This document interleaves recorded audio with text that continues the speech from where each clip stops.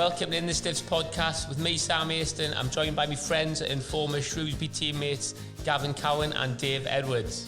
Big thank you to our sponsors, the brilliant Budge & Motors, kindly sponsoring us in this third series. A family-owned business of 40 years with exceptional customer service. Loads of competitive deals on new and used cars. Get yourselves down there. Today's guest is Shrewsbury-born footballer who played most of his football for Wolverhampton Wanderers. According to Wikipedia, he's remembered as a cult hero who was wholehearted and a committed player who cared dearly for the club he'd been at since the age of 7. 235 appearances in the Championship, League One and the Major League in the United States. It's Jack Price. And he's only 30, despite the beard. 30, wow. You look about 40, don't I? Thanks for having me on this. Welcome, Pricey. Yeah, thanks for having me. Another Shrewsbury lad. Shropshire Monner. Yeah. All right, Mon. All right, Mon. All right, Pricey lad. All right, Sammy lad. Well, I go that. I was go. All right, Shag. I'm like, right, Shag means something different. Be from Shrewsbury. What Shrewsbury as a kid? What did you say? Was I born in Shrewsbury? No, you're from Shrewsbury. You watched Shrewsbury as a kid. I did watch Shrewsbury. Yeah, down the game header. It was Sammy down left wing. Yeah, remember him well. Did you have any favourite players when you were when you used to go down Ryan, there? no. Hey, he's not daft. He says Ryan, look, keep his options open. Exactly. He's thinking I'll get back in the Championship. Yeah. Yeah, I used to love going down game header. My sister used to take me down. I was probably about 7 or 8. That's proper football there, the one in pitch and nightmare. Proper. Pitch was boggy. You wouldn't have enjoyed playing on that pitch, though, Jack, would you? I did. I had a couple of school finals on that pitch. Yeah. Scored a couple of hat-tricks. I loved it. Yeah. It was just small, but no, it was great. No, I loved going down there, mate. It was a proper stadium. Yeah. Still a Shrewsbury fan now? Yeah, occasionally. I'm an Arsenal fan, but I do go down every Christmas when I'm back and go and watch them, and I enjoy it, to be fair. Obviously, a few pops and that, and take the family down. I took Hugo, actually, to his first game this off-season. It was the York in the FA Cup, but we left at half-time because he's too young. He's only 3, so it wasn't a football. Were you a superstar when you were a kid then? Were you unbelievable when you were like 6 and 7 and 8 or not? I was all right, mate. My brother, I always say, my brother was better than me. Yeah. I think it helped me playing with his age group. He's 2 years above me, brother. And that did help. But I was at our age group, it was you were one of the best. Easy for me, yeah. And that's why I played up. And obviously until I got scouted at Wolves, but I was 7 at the time. But it's funny with that, actually, because I wanted to go to Shrewsbury for a trial. I think it was Ray Coles. I think I remember telling you this. Yeah. And my dad had spoke to him, but he said I was too young to go at the time because we didn't really want to travel. But then obviously I went up to Wolves when I was like 7. And They're not involved with the academy at all at Shrewsbury? no, I've never played for him. Missed out Slip there, through the haven't net they? there. That's mad, isn't it? Well, There's still time. There's still time. Yeah, there is. Yeah, Yeah. but It's like that then, probably, did they? yeah, you'd think though, wouldn't you? It's just mad that, isn't it? When you're from Shrewsbury and Support Shrewsbury. yeah, I mean, I think now they're in they have pre-academies, don't they? Like Hector plays like under 7s pre-academy, but you've got to, haven't you? Otherwise, straight away you're going to Wolves at 7. That's it. Yeah. Done. Yeah, Never, it's not like I you. wanted to even go up there because my dad didn't want to take me. Yeah, it's every right pain driving up there, isn't it? So it would have been perfect on the doorstep, but it is what it is. And Like you say, that's why they do it now, because they just don't want anyone slipping through the net. Can't afford to though, can you? Because there is the odd one like yourself who makes it and does well, has a career for himself, and would obviously be a brilliant asset to Shrewsbury. But Billy Jones, didn't he? He's never at Shrewsbury, was he, as well? There's 2 local lads there, not even being... Yeah, he went to Crewe, Jack's gone to Wolves. That's mad, that, isn't it? Especially when you would have stayed at Shrewsbury as well. Do you know what I mean? So you'd have no reason to, at 14, being the best player in Shrewsbury's academy, unless a club was going to go into buy you, you wouldn't have then gone to Wolves, would you, or something? You'd have stayed at Shrewsbury. 100%, yeah, and it still allowed me to play with my mates a little bit probably as well. There would have been a few lads that had gone and played there from school, so it would have been ideal. I didn't know anyone at Wolves, and it was harder, but... but equally though, I suppose more so from your dad, when you've gone to Wolves and you're embedded there and you've been there, you're not going back to Shrewsbury then, are you? Because true. I mean, there was probably a spell where I was like 15, 16 before you're getting your scholarship, where they'd always say whether I was too small or too weak. So I suppose if I did then get released, because Connor Goldson's a good example. Yeah, Connor was my age group all the way through, probably from the age of 9 to 14, then got released. Obviously came to Shrewsbury and did really well for them, and now obviously went to the Premier League, didn't he? And he's at Rangers now, I think, isn't he? So yeah, I suppose maybe if it didn't work there, I would have come back. So how good were you when you were at Wolves as a kid, when you were like 9 and 10, 11? Were you one of the top? Were you the top player there as well? You'll have a laugh at this. I was a little winger. I was fast, full of goals. Score from that. I've done that since I was about 14. But yeah, no, I was pretty good even then, mate. To be fair, and think that's probably when I knew I was getting a bit older. I was probably like, I could do this. You got a chance. Yeah, When did you feel like you had a chance then? When you think? Yeah, probably under 13s, 14s then. Thinking, when I was like, I'm decent. I can handle myself, even as the lads were big and stronger. I like to think I was probably a few steps ahead upstairs, because I had to be fair, because I couldn't rely on my pace or strength. Never really had it, so. But yeah, probably about 13, 14, I thought, I've got a chance here. You mentioned a couple of times already about your size.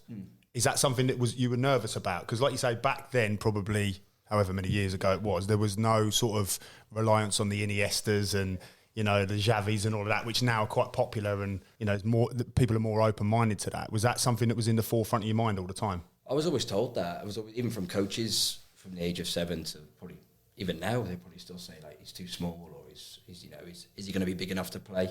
Because we'd had a lot of lads that would come. A lot of them would come from like Birmingham way, and they were, you know, big strong boys. And coming up against these lads, I'd be coming up against these lads and be a bit like, God, they're strong, aren't they?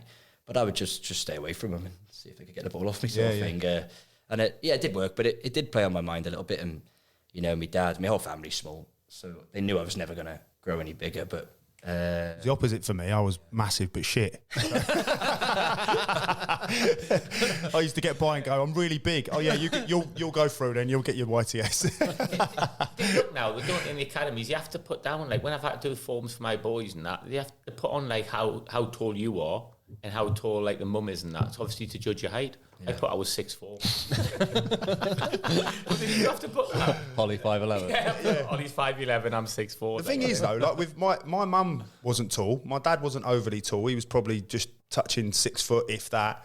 It was more so from my granddad on my mum's side. That's where they say that I get all of my height from. So is it like, can you do that? It's ridiculous, isn't it? Nowadays? I think you it look is. at like, just look at Lionel Messi win the World Cup and everything. Yeah. You can't risk losing the talent because he's too small. Do you know what I mean?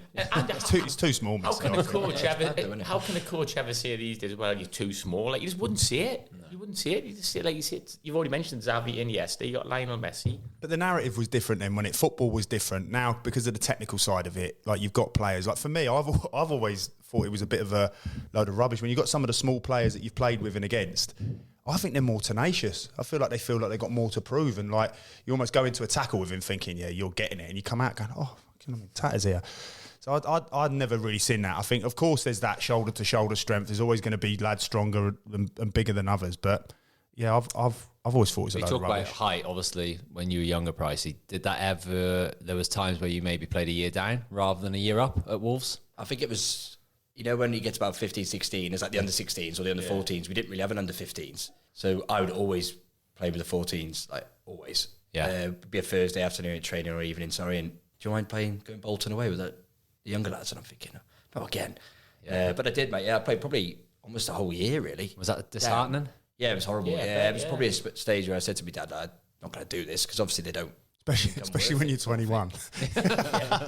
Going away with the under 14s. Oh, yeah, all right, yeah. No that is now, you see it now with the academy kids, it's not as if they play it down. You see it as a demotion, don't you? Whereas you play up, it's a promotion. So that worked out, mate. And then I actually got called up to play for the 16s in one game, and I did well. And then they probably looked and thought, oh, actually, he can hack playing a year above or whatever. But yeah, it was horrible. So when you're dropping down a year group and you're technically good, did you find it a bit too easy? Yeah, it was too easy. And, you know, we'd go to Bolton. There'd be a few lads dropping down from the 15s, and we'd win like 8-0 and 7-1. And I'd be like, I just don't see the point in doing this. They obviously don't rate me as a player anymore. And it's just what it was. It was actually John Trollope was my coach at the time. I'm sure his son, Paul Trollope, he was manager of Bristol Rovers and stuff, wasn't he? And he was the one that gave me a chance to go and play up above, and I did well. So it's probably, you know, thank him really for, in the end, I got my scholarship because of him, I think. Because before that, you were maybe on the verge, into not for them selecting you, but you yourself thinking, not sure if this is for me. Yeah, 100%. I remember having a meeting with Kev Felwell at the time. He was our academy director. And I was in there with my dad. And I just said to him, I said, I'm not enjoying this. I'm not going to do it. And I remember going home with my dad, and he's like, he was a mechanic at Pritchard's down Meal Brace, and he'd be in there, and he said, Jack, you don't want to work with me, do you, for the rest of your life, sort of thing. And then I was thinking, well, actually, no, I don't. You know, when it gets to the winter months, it's cold in it. So I was like, I don't want a piece of that. Because I did a work experience there for 2 weeks. I didn't turn up for the last week. I was like, I'm not doing this. He's with the under 14s. And I thought, you know what, I'll give it a go. And I stuck at it and got my scholarship, obviously, and then and got my professional contract. So, When you look at it though, Jack, obviously I know that they were maybe dropping you down a year into the under-14s. Do you think that there might have been a little bit of like method to the madness there? Do you think that they were doing that purposely just to give you game time, just to get you technically right? Yeah. Do you know what I mean? Just like a bit of repetition in yourself. Do you think that it was maybe like, instead of like how you probably perceived it as almost like a punishment and you felt a little bit, oh yeah, this is a bit of a knock to my confidence.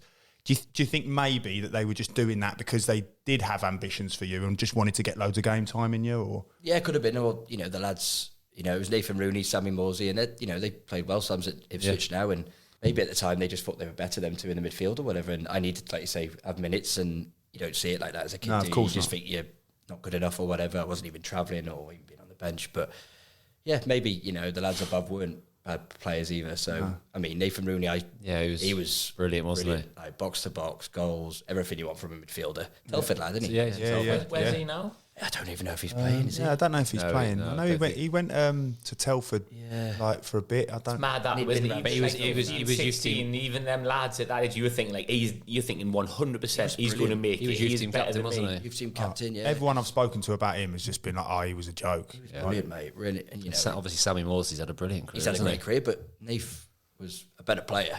Yeah, 100% a better player. Technically, scored goals. There's a million players out there, isn't there? That's what you see it all the time. But then you're behind them, and how many games you've played as well. So it is mad. But no, it's maybe looking back, they probably were just doing it for me to get minutes. So when it finally got to that decision, right, you're going to get a pro or not, did you know you were going to get it, or were you on the fence still at then? Yeah, still, they didn't give anything away, do they? They didn't give you any like pointers or, sort of like an indication. And I was going in to get my pro contract, actually. It was Mick McCarthy was waiting. I was driving up the 54 and I had a car crash on the way in the morning of, smashed my collarbone, broke it to pieces. And I remember Kev Felwell ringing me saying, oh, don't worry, Jack, just do it tomorrow. I'm thinking, oh no, it's bad news, isn't it? I've just had a car crash, they don't want to tell me.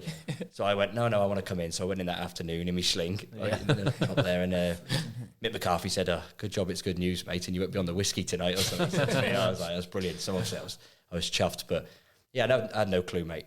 I had no clue what was going on, really. And it's nerve-wracking, isn't it? Yeah. Oh, look at this picture I found of Jack on there. Look at that, it's a fresh face.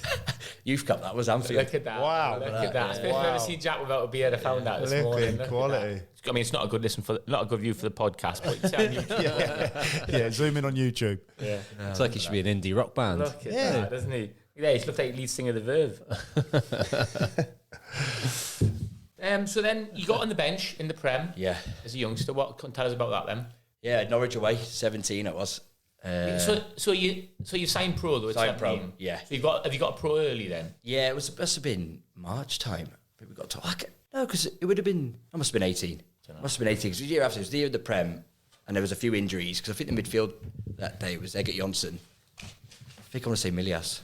In the Norwich? In the Prem, yeah, Norwich away. Jarvo scored. He lost 2-1. I played that game. Did you play that game? Yeah. Obviously played well, you can't remember. Yeah. A lot of injuries. Sorry, Dave. Shut up. Come on. Is it Johnny Gorman play? Johnny Gorman came on. That's what I was going to say. Me and him were warming up. It was TC was the manager on it at the time, and so we was all mainly relegated, weren't we then? And pretty much. Pretty much. I think if you got result, it would have been tough. I think. Great chance for a younger, though, innit?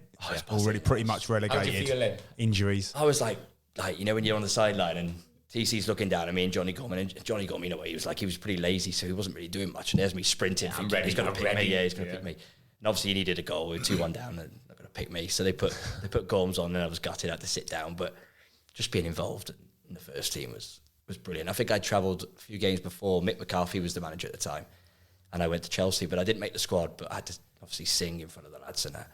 Who were the lads in the team at that time then? Obviously Dave was there. Dave was there, obviously. But model professional. Jody Craddock, I think, was in there. Silva, Newbanks Blake. Oh, Silva, I used to hate him at times.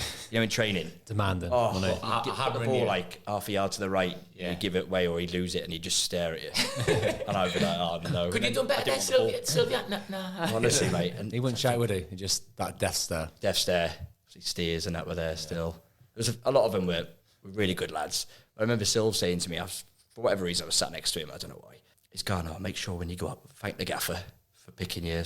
He's coming through. So I'm thinking, I've never done it, so I've never been involved in this. Yeah, I've gone up. George Elacobe's got like a chair because obviously I'm tiny, so he's taking the mick a bit. So he's put me up. He's picked me up on this chair, put me on. And I'd like to thank the gaffer for picking me to travel, and they're all like crying and that. And Love it. I was so nervous. I didn't even eat my food. I had like a whole plate of food left.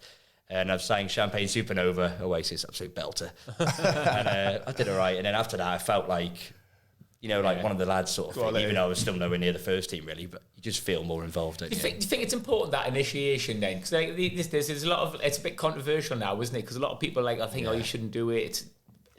People mention bullying and things like that. It's important to do. It's important because I feel like if I didn't do that, I don't think the big characters in the team there at the time, they wouldn't have had the time of day for me really. And I feel like me going up there and just trying to belt it out. He's got a bit about him. Yeah, he's got stick a bit around. About him. Yeah, and you got to put. You're going out your comfort zone by playing with these players 100%. Anyway, aren't you? So get on with I think it's big. I think we still do it over still there. Do it now. Yeah, we still do it. And they don't really have it, do they? The Americans. Some of them love it. Some of them are like.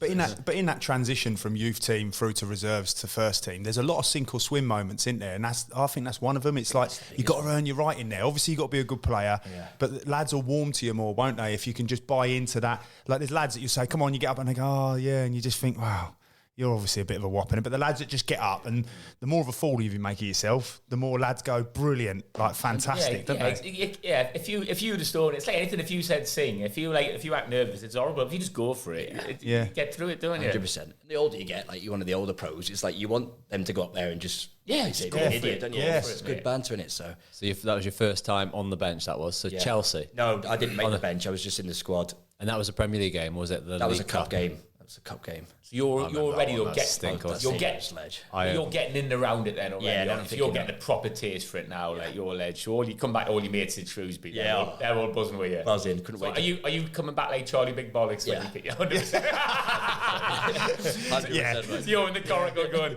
all right lads, here I am. I'm in.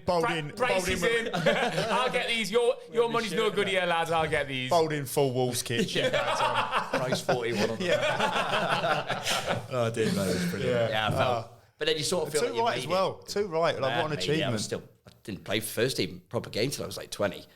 So even then I took my foot off the gas a little bit, thinking I'm around this sort of, and then which is inevitable. Every young lad does it. You see, every young lad bursts on the scene and they have a little dip. What do you mean, Jack? Like you took your foot off the gas? What do you mean by that? Maybe because I was around the first team and I trained a couple of times. I thought it was there already. You know, when people say to you, "You're not made it until you've played 100 and whatever games," so I thought I'd made it and I didn't play the game. So I think, like you say, it's normal for a young lad to think that. It wasn't until I was 20 when I actually made my debut. I was in the reserves for two or 3 years and never went on loan. Nothing. Thought my career was over again. It kind of is coinciding with the club needing results, there wasn't it? So we got relegated from the Premier League and then we had a real tough season in the Championship. So it wasn't really a time to blood young lads, especially because they kind of went again in terms of recruitment, didn't they, in the Championship? So they brought in a new manager, chucked a load of money at it. So there was never that pathway, was there? No. Until you can't afford to have a young lad taking 6 games, can you, to get going though? Can you? No. You need you're never going to take that chance, are you? Just get him in. So it took another relegation to League One, and then that was almost like the perfect storm for you young boys, wasn't it, at the time, that it was absolutely clear everyone out now. We need to start again. We need to start with youth. We need young, hungry lads in. And then that was your big season then, wasn't it? So it was 2013, 14 season, wasn't it? Kenny Jackett was just put in charge. Yeah, we had a few young boys, didn't we? We had 6 or 7 of us, I think, made the step. So going into that pre-season, what was the conversations that you were having with the lads around you, the coaches? Were you told you're going to get a good chance this year? I remember, I think Kenny Jackett had pulled a few of us aside, sort of said, like, we're sort of relying now on, like you say, the youth, because they spent a bit of money. Obviously, back-to-back relegations is tough on the finances sort of side of it. So I think we knew it was our time. And I think because it wasn't just 1 or 2 of us, there was 6 or 7 of us. And we were quite comfortable. We played in the reserves together for years. So probably having that few players next year, like Ethan and Evo and that. So who was that? Which other lads? Ebanks Landell, who's at the Town, obviously. Lee Evans, who's at Ipswich now. Yeah. We had like Zelly Ishmael. He's playing in Newtown now, isn't he? Yeah, but he was like a boy wonder, wasn't he? Brilliant, he was. Absolutely. Yeah, next £100 million, wasn't it? Killed him, in the paper. He was like 15. Mad. Liam McAlinden as well. I don't know if he's at Wrexham now. Jamie Record was around it a little bit. Dave Davis and Danny Bath, they're all older than you, weren't they? They were older. Dave Davis and all that, they were 2 years older than me. Yeah. You'd obviously would have played with them though, wouldn't you? We played with a few of them. Obviously, you've seen reserve level. So in the end, it was almost like our team. So most of the first team, like we had Foles and all that, Wardy and that, they were sort of bombed out, weren't they? Yeah, there wasn't Bomb many of squad, us wasn't left, was there? No, It was all the lads on not a lot of money left. That's why we got our chance. Get anybody on a few quid, get them out. All the lads paying subs, you can stay. I said, Gav, you want me to go? No, you're staying, Dave. Possibly, yeah. I bet, like, because once you got that, though, when all your mates playing, you've already got that camaraderie and that. And you don't need to do anything with team spirit. Like, the team spirit's there, especially in League One. You got nothing to lose. Yeah. And that was a season one where that was It went straight back up, wasn't it? You won it straight away. Straight away. It was easy, wasn't it, really, when you look back on it? I didn't play an awful lot. How did your season go then? So I remember you was on the bench, weren't you? First game at Preston. Quite a few games. Gillingham, I came on the first home game. I think we won 4-0, so I got 15 minutes. And I'm just ratting around, like, give me the ball, like, sort of thing, excited. Then I started, Sheffield United was my first start at home. Yeah, won 1-2-0. Yeah. But around Christmas time, I didn't play an awful lot. It wasn't until after Christmas I played, because I think I ended up playing a 30-odd. Great timing, Pricey, that. Yeah, it was, That's when Dave normally kicks in. Yeah, it was that season. Dave normally kicks in around that Did time. you play a centre mid with Dave then at all? We probably had a couple, but did Kev come in that January? He come in January. Yeah, That seems like a good I little wasn't foil. Played more. I wasn't playing before January at all, really. I had a couple of injuries, and then I came in after January. Yeah, because you played a lot of the 10 though, didn't you? Yeah, so it's like usually you and Me and Kev. Yes, Kev Holds Dave. and then me Yeah. is just ahead of you. It's in the 10.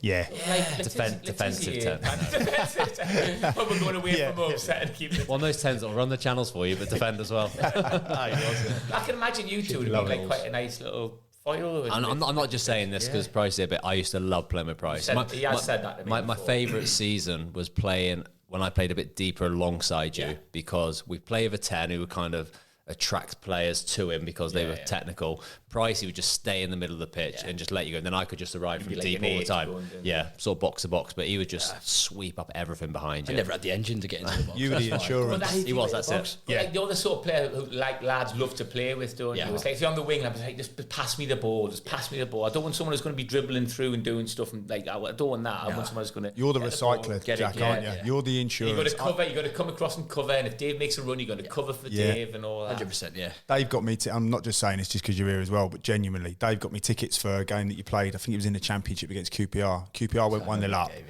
and you nicked one back, and that was it. It was set up for you then, and you literally just stood probably 10 yards in advance of the halfway line, and everything just went through you, and you literally dictated every 1-2-1, and you were just superb that day. Like, you were so good, and like they were trying to drop down deep on you, couldn't get it, and then you would, like Sam was saying, you were coming across and mopping things up, but you literally were the insurance, recycling everything went through you. You were magnificent that day. That position gets that position gets so overlooked by fans. Do you know what I mean? Like, I think everyone inside the club knew how important that position is, but you'll never get the sort of the headlines or you and things like that. But you're so important to the continuity of a game, the tempo of a game. You dictate how fast that game's played. Yeah. And again, I'm not saying it because you're here, but the best one-touch player I've played with in terms of like the best. Whoa, that's offensive, dude. my heart hurts. It's like a knife through my heart. That. You didn't think it was you, did you? It was definitely me.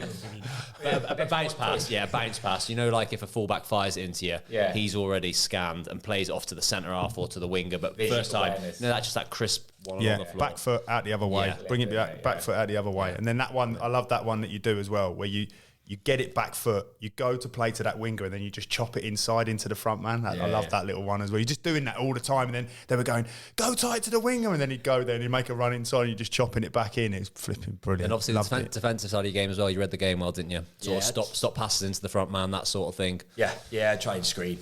And you'd throw a tackle in as well, wouldn't you? Yeah, I think that's probably because of my size. Yeah. We touched on it before where, because I was smaller, I felt like I had to probably get stuck in a bit more. And I think there was one tackle which the Wolves fans loved. It was when O'Hara came back, Blackpool. I've absolutely laid one on him. And the South Bank just went up. And I was Get down there. Holding on to him as you're getting up. Stay there, mate. Will that be on YouTube? We'll be able to get that. We'll have a little look. Maybe. We'll find it. I bet we'll be able to find it. What about the one in I was going to say the Barnsley? worst one I've seen was at Barnsley. Yeah, but that was... He's flown in. You and Alex Mowat. They've both flown in as bad as each other. But then you've gone down like pretending he's absolutely broke your leg. He got sent off. You just walked away. Fish on the floor. He comes up to me and here he goes, he's been sent off. And I was like, I'm all right now. Now get on the ball. We've got 10 men, lad. I've got loads of space here. Give me the ball. That one's probably around somewhere. That was a bad tackle from you as well, wasn't it? So both of you went in horrendously. As well. We'll try and It's almost like his stud came up into me chin sort of thing, wasn't it? It was a weird tackle. But you love that. You love the physicality. I did, yeah. Yeah, I did love it. You've got to. I feel like if you go in half, you're just going to get hurt, aren't you? That is something that you missed out in the Prem. And it's love that. I saw a tweet today about there's 22-man brawl and the commentators go, no one likes to see it. Everyone loves to see that. Everyone loves a tackle. Everyone loves to see a scrap and that. It's like you used to live for that, didn't you? But yeah, when you're playing, you want to be in that, don't you? Yeah, definitely. Part of it, isn't it? Pushing Because someone. pushing a scrap and that. I'll see you in the tunnel after and all that. It's arguably the bit I think you miss most. 100%. You know, that competitiveness, the like trying to get better of your man, and like you say, getting that tussle. And I was literally, my friend of mine, Matthew Barnes-Omer, we were having a conversation yesterday, and he was laughing, telling someone about it, how when he was at Macclesfield, played against him, and right at the end, it was 3-3, and I did a last-ditch tackle on him, literally 2 yards from the goal line, and as we've both gone to get up, Barnsley's not like ever going to allow me to get the better of him and vice versa. And we've literally been there and it just turned into a 22-man brawl just because we're trying to literally I'll get up and go, no, you stay there. And I'm getting up. He's like, you stay there. And we just, either one of us was just on the floor for about 2 minutes and it all kicked off. And we just like, that's like something that you remember. Yeah. You can talk back and obviously you have a bit of respect for each other as well. And you miss them times, don't you? Miss them times. That's your breakthrough season anyway. Go back to the League One, breakthrough season. Yeah. Up to the Championship. Yeah. Celebrations. Vegas.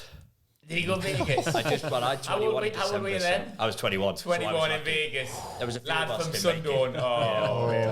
New contract. What could possibly With a new contract as well. Young Signing on player fee. of the Young player of the year. Took the trophy with me.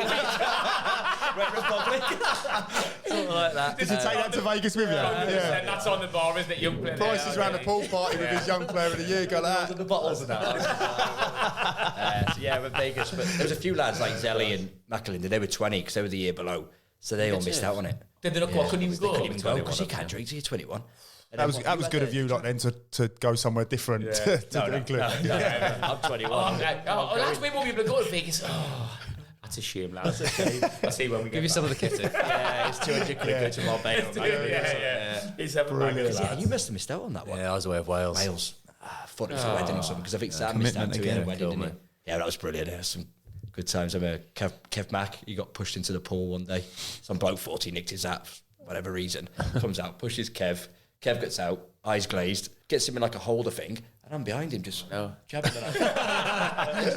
I'm here for you, mate. I'm here for you. I'll cover you, Kev, lad. You make the box, mate. I'll cover you. No, it was good. Vegas, yeah. It's probably the first time I've gone, apart from Magaluf or somewhere, it's a bit like proper wild. Yeah. Do anything sort of. Without your Shrewsbury Mourners either. Yeah, I was going to say. No, I've been there with them. No, I said it's the first time you've been away without. Oh, yeah. It's usually Magaluf for the lads or Iron Apper. What was it? What was it like though? So obviously you've just done that. Obviously that's been massive. You've gone to Vegas. What's it like coming back to Shrewsbury then? What were your mates and that like with you? Well, to be fair, we booked on to go the summer after to Vegas. There's me, 3 other lads from Shrewsbury. I said, lads, you've got to go. We've got to go here. Yeah, like, save your money. Like, we're going. We're going. So we went that year, and I think the year after.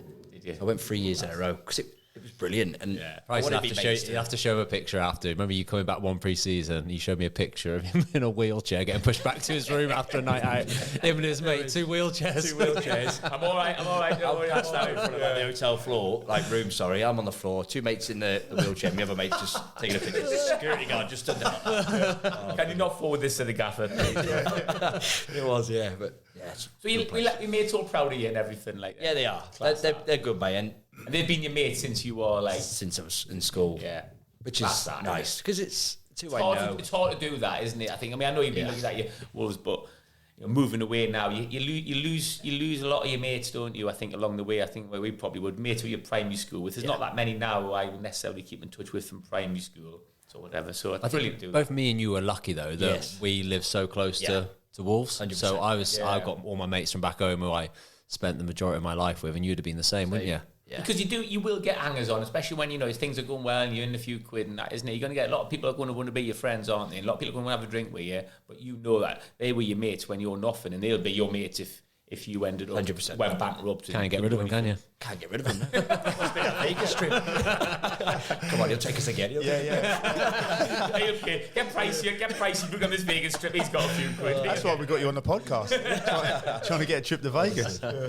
So you had a few loans, or didn't you? After that, so obviously you'd been at Wolves since the age of 7. So that must have been weird going to another club. Yeah, I was a bit gutted. It was the first time we got back in the Championship after that season, the League One season, and it started really well. And I think you, Kev Mack, and Evo, I think, was in there at the time. And you were flying. I remember you scored. Was it the first game of the season, Norwich at home? Yeah, beat Norwich 1-0, didn't we? 1-0. And I was nowhere near it, but the lads were doing really well. So you don't really expect it to. Yeah, so it was whatever. And I remember Kenny Jackett pulling me after training. I think it was about October time, and he's like, Yeovil have been on the phone. And I'm thinking, don't even know where Yeovil is, sort of thing. And he's like, would you like to go, sort of thing? I said, well, no, not really. I'd rather just fight. They were League One at the time, were they? You're going. They were League One. They were League One. League One, and then it's not just that. It's like it's Wolves, isn't it? Which is a massive club, isn't it? To Yeovil, it is quite the jump. But it was good for me, I think. So I was staying in a hotel, wasn't used to it, didn't know anyone. Chris Wheel, do you know Chris Wheel? He was the goalkeeper. He played for Shrewsbury, didn't he? He was the only one I sort of know of. Gary Johnson was the manager. I remember when I first turned up in the hotel, I've gone to meet him. I said, all right, Gary. Gaffer to you, son. And I'm thinking, fair point, yeah. But he was brilliant. Like, he was old school manager, but great for me, and played a few games there. Then I went on to Leyton Orient for another month. Didn't really enjoy that because at the time they had a few lads were on some good money there. They had that Darius Henderson, the big striker. They went McAnuff, he was there. They went really good squad. They went really close the year before with us, didn't they, to get promoted? Yeah. They were the top of the league for most of the season, weren't they? Dean Cox, the winger, he was there. They had a good team, but the manager went. That Slade had gone to Cardiff, I think. Yeah. So the assistant took over, and then had some Italian guy come in, and they brought a load of players in. I remember the one day we were all in the canteen, and they've 6'4", long, lovely hair Italian, like gorgeous looking bloke. He's taking like a finishing drill. And we're thinking, he's gonna be good for us this year, whatever. And as he's like the assistant's crossing the ball in, and I'm not joking, he's missing the ball. And we're all like 12 grand a week. How's he making 12 grand a week? League One, Italian. I don't know where they got him from, because they were Italian owners. They brought him in, and anyway, so I was only there a month, and I remember getting a call from Kenny Jackett. I was in the hotel room, and he's ringing me thinking, please call me back. And he did. And I think because you'd gone through a bad run, was it November time? Yeah, we did like 3 or 4 in a row. Had to come back and steady the ship for a little bit. I got used that a lot, didn't I, really? Yeah. Times were going a bit hard. I'd be putting in for and like a steady get a couple of results and then get bombed out again. How did it compare to like the professionalism and everything? I mean, imagine at Wolves, it would have everything's top notch, really, and then suddenly you go to Orient and stuff. Is it and Yeovil? Was it a massive difference? Yeah, it wasn't like washing your own kit and all that sort of thing, was it? But no, but like the food. Yeah, things like that, little things. Sometimes there wouldn't even be food at Yeovil, and you just go to Tesco and get a meal deal, something, and because you do become accustomed to a certain way, don't you? There's a lot of lads who have played at that level, like you say, with huge clubs like Wolves, who leave no stone unturned. A lot of lads who don't get called back, who you just assume, he's got great pedigree. He ends up dropping down, and then they can't cope with them details, can they? That's what I seen. Ian Sharps, who's the Wolves under-18s or whatever he is, and he was saying the same. Obviously, they've got all these lads who come over through the academy, then suddenly they drop out, and then they think they'll go to Shrewsbury and smash it. I think they'll go to Telford and smash it. And they don't, because it's like, well, hold on a minute, you haven't been in and around men's football properly. You play like under 23s, which is not nothing like it.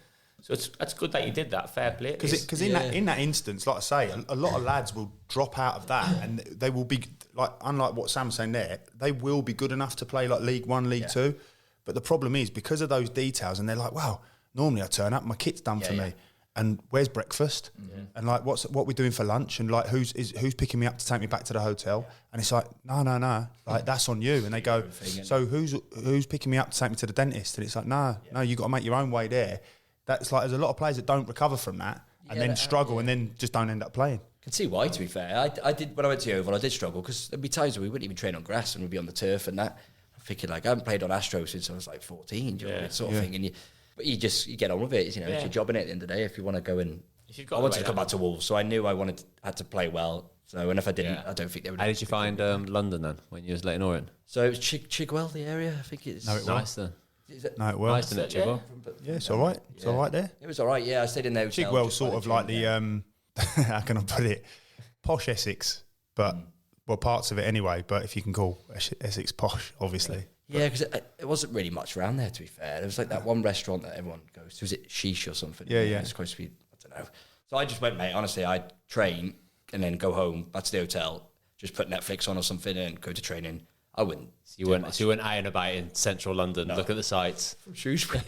Big loss there, wasn't I? Yeah, it's not a fan of London, like that. No, too busy for me. Full of souvenirs.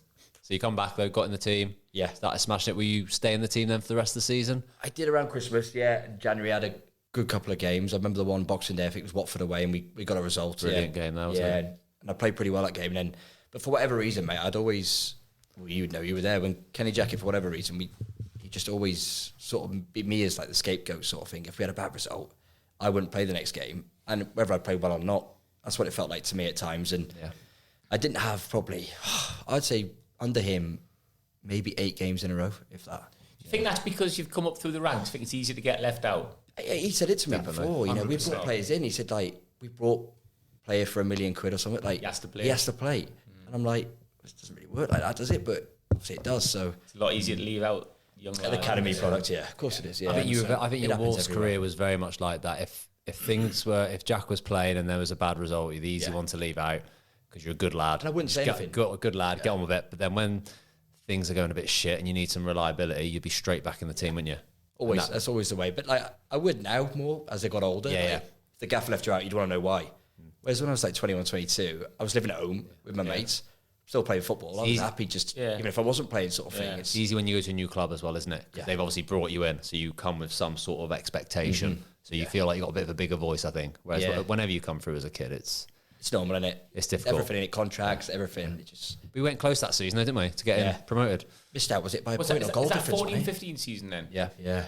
Just missed out. Was it a point or goal difference in the playoffs on it in the end? Goal difference, wasn't it? 78 points. What you nearly got the most of the Prem? Yeah, so we got 78 points. I think it's the most which is missed out on the playoffs in the Championship. Wow. A couple of games on there late. Birmingham away.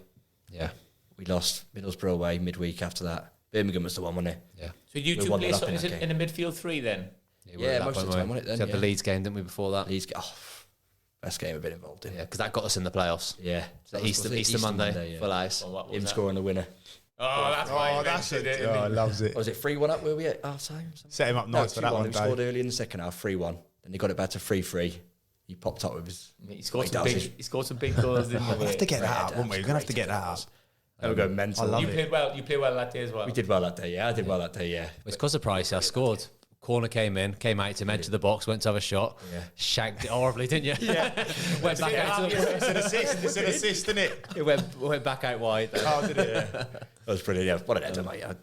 The best feeling I've had on a football pitch. But you obviously you finished the season strongly, and if we'd have got in the playoffs, we'd have had a right chance, wouldn't we? Because we were the form team. We kind of came quite late that season. Had the momentum. There's a nice atmosphere at the club then. You're playing well, playing well, so everything's feeling good. Fans are brilliant when when the fans are at Wolves, when it's going well, they're the best around it. The fans have always liked you then, haven't they? Yeah, well, I think it's because of a tackle local, and sort of a local lad as well. Localish.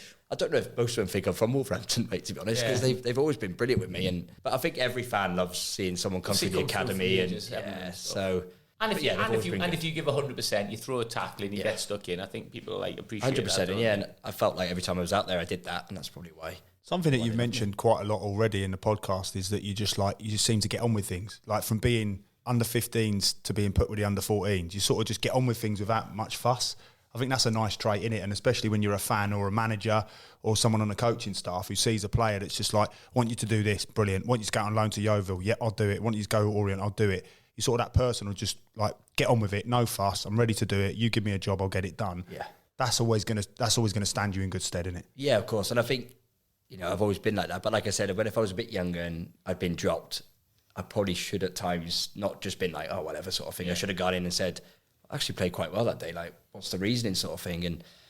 But again, I was just one of them. Was just get on with it. But don't you think a little bit though, Pricey? And I think maybe the pendulum swung a little bit where younger lads now, probably they get a little bit above themselves when they do play a couple of games, and then a manager might have a reason for leaving them out. I'm going to protect him a little bit, or for whatever. Or he is a bit of a younger lad, and I'm going to go with experience, where he might chirp up a little bit, and the manager will go, well, you don't rule the roost here. So maybe that would have stood you in good stead, because actually now you're older, like you said, you will go in there and go, hold up, 100%. I expect to play. Yeah, that's a good shout actually. I suppose if I'd gone in at 2021, you'd been like, sort of, who are you coming in to talk to me, like sort of thing? Like, you've not made it. I think it definitely buys you some longevity in the game, but at the same time, you probably should have played another 30, 40 games. I think so. Yeah, a bit hard done by in that sense, but yeah, I suppose when you look at it, he's probably saying, you know what, he's a young lad, just want to take him out the firing line a little bit. Maybe. Tough balance, isn't it, to get that as a young lad? Like, do you go in there and say something, or is it going to be held against you? Like, what do you do there? You don't want to come across like you're having yourself sort of thing. No, Peter used to say that. You'd come in, you'd be like, Gaffer, what the fuck do you want? Just to see, did you want tea or coffee, Gaffer? Do you want a cup of tea? I'll leave it, Gaffer. So is that we've just got on here that like that season, new So deal? 15, yeah, so 15, that was the just missed out on promotion. Then you had 14, 15, wasn't it? 16 the following season, and you had a great season that season, didn't you? Yeah, I was still in there. Yeah, still in there under Kenny still, wasn't it? Was that for the full season under Kenny? Yes, wasn't that it? was when we did struggle a bit though as a team, didn't we? I think they were selling. We lost Kev. They were selling sort of all of our better players, if that makes sense. We lost. You two stayed though, yeah. Yep. We stayed. They really get the graft out of us. Yeah. Kev McDonald, Steers went. Benicophobe had loads of talk about him, so his head was turned and Yeah, gone, he was wasn't it? And they didn't bring anyone in, did they? No. So Not to replace him, sort of thing. I think George Saville, he come in there, didn't he? But he wasn't like Kev, is he? Kev was one of the best I've played with. Scary, isn't he? Kev was. brought Connor Codian. Codes, yeah. Yeah, that year. Is he younger than you, though, isn't he? No, my age. Oh, he's your age. Connor's my age, yeah. We played against, when he was at Liverpool and I was obviously at Wolves, we'd always play against each other. So you knew him quite well then. Yeah, I knew him well. That's when he came and... He even played centre mid, didn't he, for a bit as well? He did. Right up when he against first him, came, and then he went right back, didn't he? Yeah, Codes. towards the end, yeah. He played right back. I don't think I ever played in the midfield with Codes, you know. No. Was that another point where Codes came in and then you had to bide your time? Yeah. A new player comes in, plays. Same with Sav, like I just mentioned when George Saville came as well. 'Cause he come from Chelsea, I think. Yeah. Spent a few quid on him and it's like, okay, he's going to play. So tough, And you know, even if he's going to have 2, 3, 4 bad games, and he's still in. with him. Price doesn't play till October. Yeah, it's your job too. You've spoken about this previously, though, So I'd Dave, have haven't like you? a 4-month off season. Wouldn't I? Pretty similar to what I have now. But Dave's spoken about this before, about like players coming in and sort of going, I'm going to be up against it. And you were saying, weren't you, there's like 4 midfielders coming in and you know that you're going to be up against it because the new manager's brought them in and then you're going to have to prove your worth and it all starts again and you're like, well, I've been at the club 8 years. Yeah, and it's mental. It happened all the way through, innit? Even when Zenga and... I think, we'll touch on it later, but I even think that the very end of Wolves, like I thought you were kind of quite hard done by the way you were playing. But going back to that season, so you got back in, another strong season for you. Fans player of the year. Fans player of the year, yeah. Nice out the win it. Don't know how it is nice. It's a nice feeling. It's sort of, I think the best one's players player, innit? Because like, Yeah, I suppose like Your your mates, teammates aren't are they? recognise your contribution. yeah, whereas the fans one's a bit like, it's brilliant. Obviously, Yeah. it's a recognition of, their love for you, but at the same time, it's like, Managers want to be nice, wouldn't they? Say, I get a new deal with that one. yeah, it was a good year. Probably not my best football that year though. No? No. Why is that then? I don't know. I didn't think I was playing as well that year. I don't know if it's because as a team, like a few of the, like you said, the better players had gone, and I used to just get it, give it to Sacco. Or So do you think you need good players around you? And obviously, don't you need like pace out wide? You need decent centre forward to get a hold of the ball. Yeah. When you need some. I feel like my game's better because it doesn't rely on too much. Because like I said, I don't want to be getting the ball and dribbling past 5 or 6 players. Yeah. Give it sort of thing. And I could dribble past 1 or 2, but it's not my game. You supplement the better players by giving them the ball quickly, earlier, seeing them when they're in space. That's a skill in itself, though, isn't Yeah, it? it Like, is. you talk about attributes of a player. You've got some that, like Sam, would have got the ball and just been direct and driven at people. Dave arriving late in the box, and like having that as someone who's like that insurance, that recycling player is like massive, isn't it? It's massive, equally as massive, I think. Yeah. Oh, you love them players. Dirty You job, love innit? playing with You had an them unreal record when you first come into the team, didn't you? Yeah. You didn't lose for like a long time, did you? Something mental. I was say, was it no price, no points? That That was the Don't worry, lads. Don't worry, lads. Price is here. T-shirt, no price, be all no right. points. That Yeah. is a T-shirt. I think it's like, I want to say like 19, 20 games, something till you Something first lost, mental, and then you didn't lose again to like 35 games or something. Yeah, and that was the saying. There's a saying by all the fans: no price, no points. Brilliant in the changing room, isn't it? That. Don't worry, lads. I've got you. Don't worry. I did like Stick with me. What about price of injuries? You had a couple of injuries then. Probably earlier when I was like 17, I had my hip done. So it was quite young to have something like that done. I was out for about 9 months. So I missed a lot of my first How did you year. cope with that then? I was fine. Yeah, I was fine with it. It bothers me now when I get injuries now more than it did then. Yeah. I just sort of got on with it. In a coracle most of the time, isn't it? Yeah. Or a hammy on the downside. But yeah, it was weird one, obviously. I think Phil Hayward was the physio at the time, and I remember him saying to me, he was our physio, wasn't the first team. And he said, like, to my dad, he said, there's a chance that obviously he might not play again because it's quite a big procedure sort of thing at that age. And I think I missed half of my first year, and then I missed half of like the second year. So really, I was thinking I hadn't played a lot of football from like to get my pro contract really.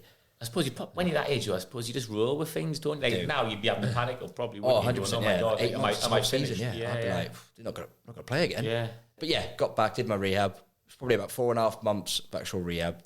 I was out for like 4 months before because they weren't sure whether they wanted to do a operation and that. And yeah, come back, obviously did all right. But this year, it's been my worst with injuries, I'd say. Did my calf, my hamstring, and then punctured me lung and did me rib. Oh, how'd you puncture your lung? Just like a sort of shoulder sort of thing. Jumped up. You'd look at it and go, what's happened to him there, sort of thing, and nothing. I was on the floor and I was like, a bit winded. I was like, oh, carried on. I was about 30 minutes into the game, went off, came back on, and I was just like, like, you know, when you broke your rib and you just can't breathe. And I was like, so I thought, I fractured my ribs before, whatever, that's nothing. Got back that night, it was about 11:30, and like, I've gone to like lie down to go to sleep, and I've just like full on panicking, like can't breathe, like in pieces. And I said to Lauren, I said, babe, we've got to go to hospital. And I was there all night, like doing, but they said, yeah, you'd like, my lung had collapsed and stuff. So they said, good job you did come in. But it was a nothing tackle. Yeah. Used to get in the gym a bit more, didn't I? A bit soft. But, I told you about going up for headers. yeah, I know. That's it. Wasn't a jump into him. But I've been quite lucky. At Wolves, I was quite lucky, really. Yeah. Had my hernias done when I was about 20. But apart from that, nothing really, no. Getting older now, aren't I? Yeah. Goal scoring midfielder back then? Who? Me? When was your first goal? I think it was that one that, well, was it even my goal? The one that come off me back against Watford at home, remember? And you'd made a bit of a promise before that, hadn't you, about you've been growing your beard. Growing my beard, said, first goal, I'll shave it off. Oh, it looked horrendous. Kev had the clippers, Steers had the clippers, Sacco and all coming in. I was like, oh, no. Have you always had a beard then? And when have you not? So that was every time. I was 21 when I shaved it off last. Yeah. And you've had a beard since then? Yeah. I was going to shave it off for my party the other week because I went as Woody from Toy Story. And he ain't got a beard, has he? And I was like, last day, I was like, no, I'm not doing that. I remember your face was so pale, wasn't it? Where your beard had been. Pale anyway, but imagine what's under there, spots and all sorts. It'd be horrible. Great goal, wasn't it? Hey, a long range shot, you were trying to get in the way and hit your arse. It hit my arse, and then I can't remember the goalkeeper. It sort of like dodged the side, hit his hand and went in. And I was like, that's my goal, that is. Just remember running off. Celebrated like he scored an absolute banger. Yeah, mate, they all count, don't they? They all count. You've got to milk it, haven't you? They all count. Yeah, knee slide a lot. It was brilliant. Lift it up. Everything lifted up, yeah. Brilliant. And then, got another one, didn't I? MK Dons away. Yeah, and that was a good goal. That was a good finish, yeah. You ran the whole length of the pitch on a counter-attack. Yeah, it was from a corner. Yeah. Thought, I just opened the legs up a bit here. Get in there. Off you went. Alfie flicked one in, didn't he? And I just tapped an empty net. Couldn't miss. But and then, 2-1 as well. Is that the winner? 2-1, yeah. We were struggling a bit that year, actually. Yeah, that's probably a big result then, wasn't it? Towards the end. And then the following season, is that when Fosun came in and bought Wolves, wanted to make huge changes. Yeah. And they got rid of Kenny Jackett in pre-season and brought Walter Zenga in. Zenga came in. How did you find sort of that transition? I hated him. Like proper, like when like a manager just doesn't even bother talking to you, like to ask, and you know, don't you? It's like, well, he's not having me, sort of thing. So it was what it was, sort of thing. And not a way to treat people out, was it? Whether or not you want someone or not, isn't it? I think that's just the way he was, wasn't it? Was he the one that bowled in with the shirt and the rosary beads and all that? Pre-season. It was like started that game. That was Swansea we played. Swansea, yeah. Are the lads having him? I mean, obviously you've got to have him because he's an absolute legend, isn't he? Footballer. But I got dragged after at half time and that, so he must have seen me and gone. I was playing in the 10 that day. Yeah. No wonder I got dragged out. I remember that. Swansea, and they just, what Swansea were like then. They were just keeping the ball, bopping it, and I'm chasing the keeper down and that. I was thinking, what am I doing up here? Yeah, it was tough with him. I didn't mind the assistant, Stefano. Yeah. He was nice. He would talk to me, sort of thing, but yeah, I found it hard. So he didn't pick you? I played probably a handful of games, if that. He rotated a lot though, didn't he? I used to remember. It doesn't matter how you were playing. You would take it in turns to rotate you out. So I remember. Was you right with you then, Dave? He was good. So I was playing mainly, but then out of just nowhere, you would be dropped out the squad for a game, and then you start the next game just because he just rotate players. Would you explain that to you though? He would say like in meetings like before, so everyone's going to get there. Everyone will be left out at some point because that's the way I work.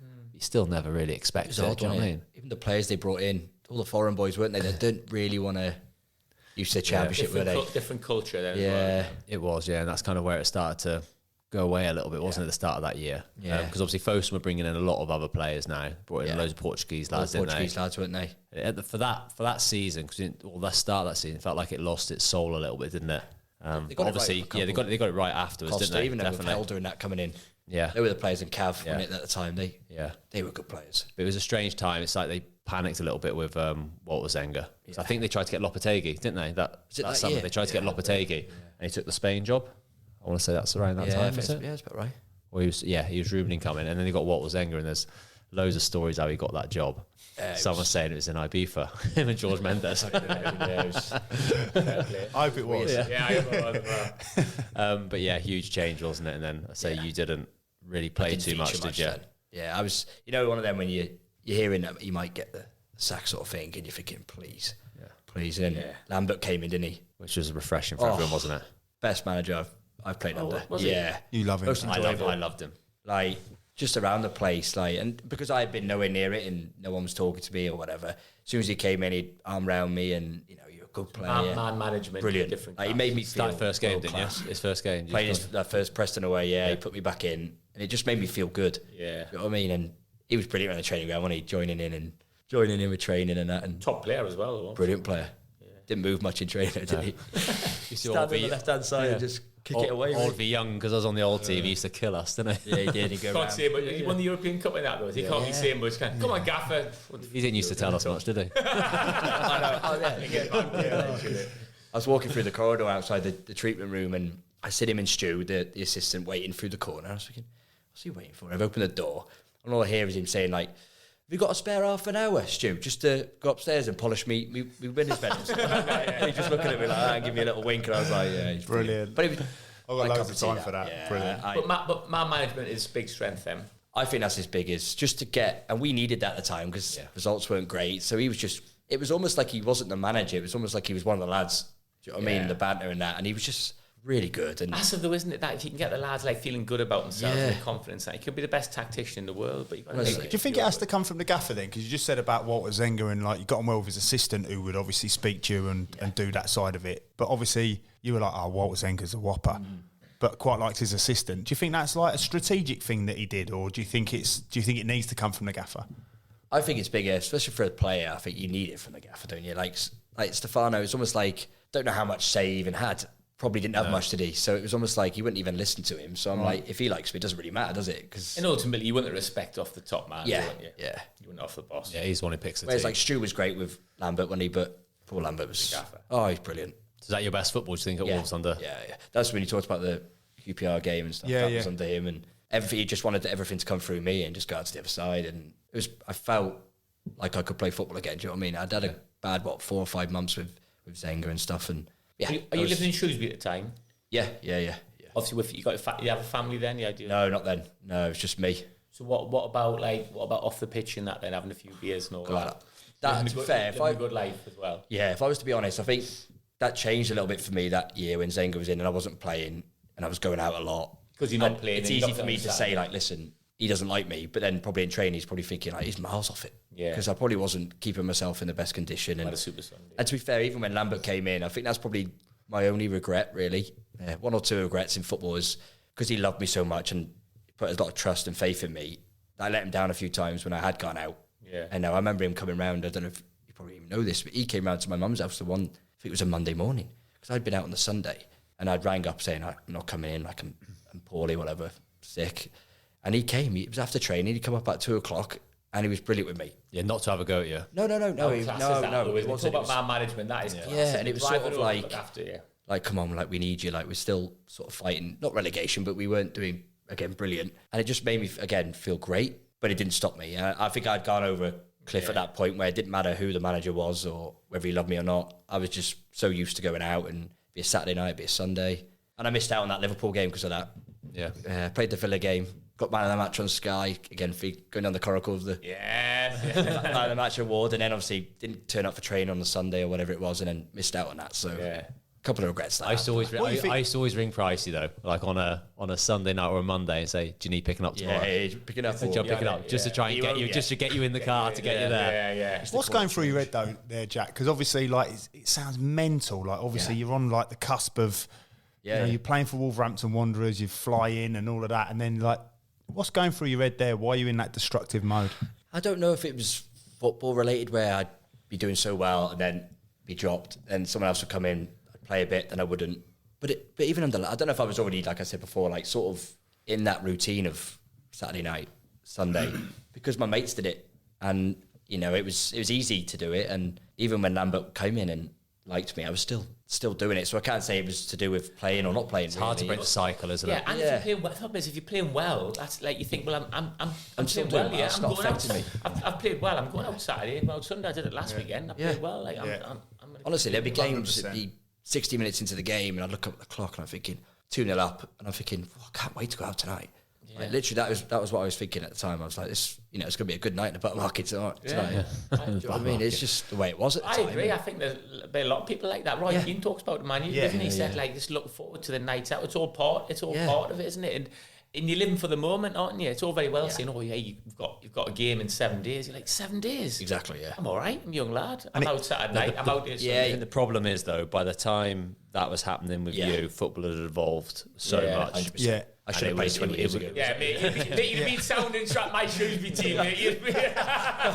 I do, honestly. I always say all the time, I wish I was playing in the 90s or something. Do you know what I mean? Because that's just what's in me. Like, it's what I am. And But it makes you look at these lads now who are like you say, football's evolved, but it makes you look at them now and you have to have so much respect for their commitment and how disciplined they are. It's frightening, isn't it? The levels they have to go to. It's sacrifice, isn't it? And someone might say, they get loads of money right now, but I think that makes it even harder sometimes because you've got that money, like you've got time on your hands. You don't have to just go down the club and buy a Jaeger. You could buy the club. Yeah. Couldn't you? You could buy your own club if you no wonder wanted people to. start gambling or whatever because like it's too much time on your hands. That thing, free time. Did you feel like? Well, I suppose you wouldn't. It's not like you'd go out in the week, though, is it? no, it Things after would always training. just be the weekend. Yeah. And because like Sunday was the best day in the Coracle, because like you go watch my brother play in the morning, and everyone would go down sausage and chips, and it'd be. I'll just have one. banter. I'll just have one. Yeah, just the one. Leave the car here 2 hours later. Yeah. But it was sort of like I say, hard to break that cycle at the time. So was there any messages coming from anyone sort of in your close circle of your mates or family ever saying, you need to stop doing this? Yeah, Or I it's think kind of that everyone day- just enjoy you being out so much, was it? My friends were good. They'd always say like, "Come on, it's time to go home," sort of thing. And then my parents got involved a little bit when obviously Paul Lambert came over. My mum said like, "You need to stop what you're doing," sort of thing. And I think consciously, obviously, we'll probably talk about MLS after, but consciously, I was thinking I need to get out. Yeah. Probably of where I was living, just because I don't know if I'd still be playing football. Do you know what I mean? Yeah. So I think it was good for me to sort of get out of the cycle I was in. Yeah. In the long run. Drinking aside, you finish the season strong under Lambert. Yeah. And then obviously we get the news in pre-season that he's been sacked. Yeah. You gutted?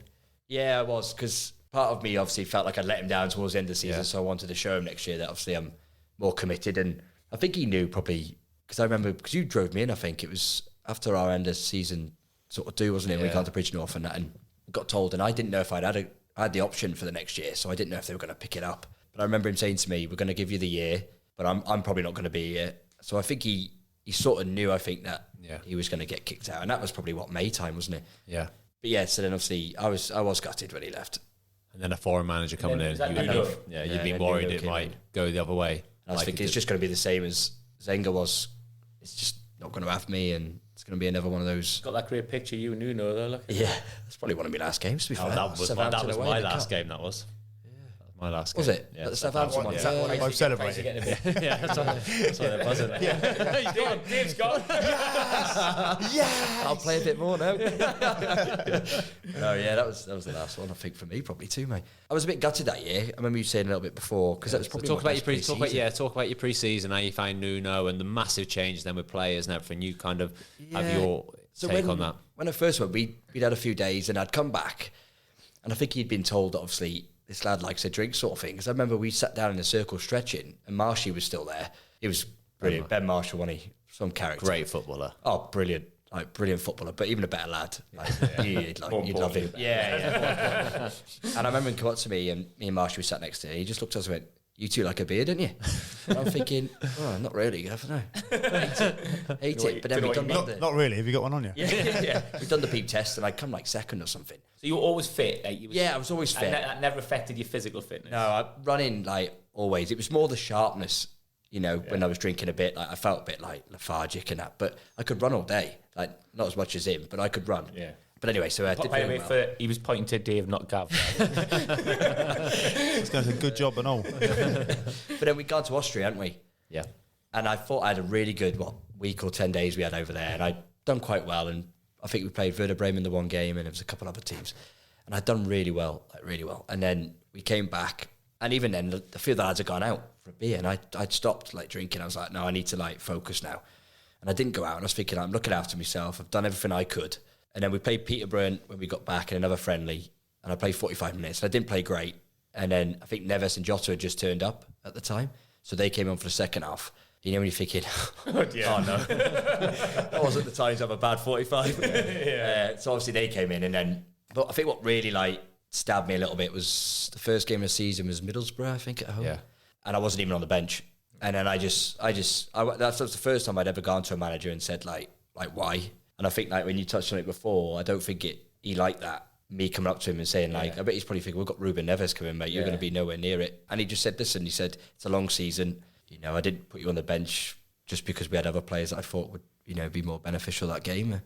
But I knew it was more that they, again, wasn't probably having me, which, you know, it is what it is. Like, if there's a player better than you, it's fine. Like, Neves comes in, look how good he's done. He's a mega player anywhere in Europe, couldn't he? So it wasn't that he had, like, took my place sort of thing. It was more the fact I'd had a really good pre-season and I've been looking after myself for the first time in probably a few years. Yeah.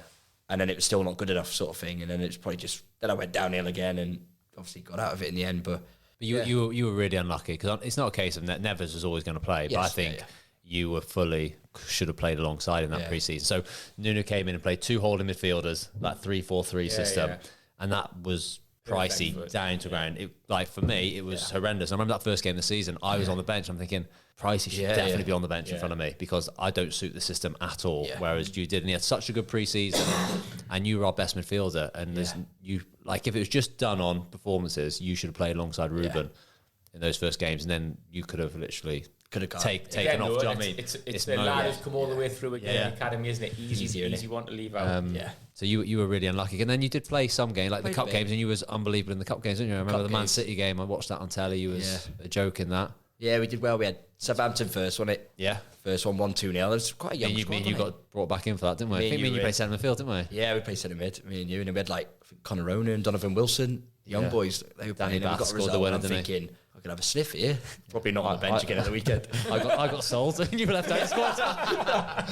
God, these two off. And we played really well, mate. Yeah. I thought we played really well. Yeah. Nowhere near it again.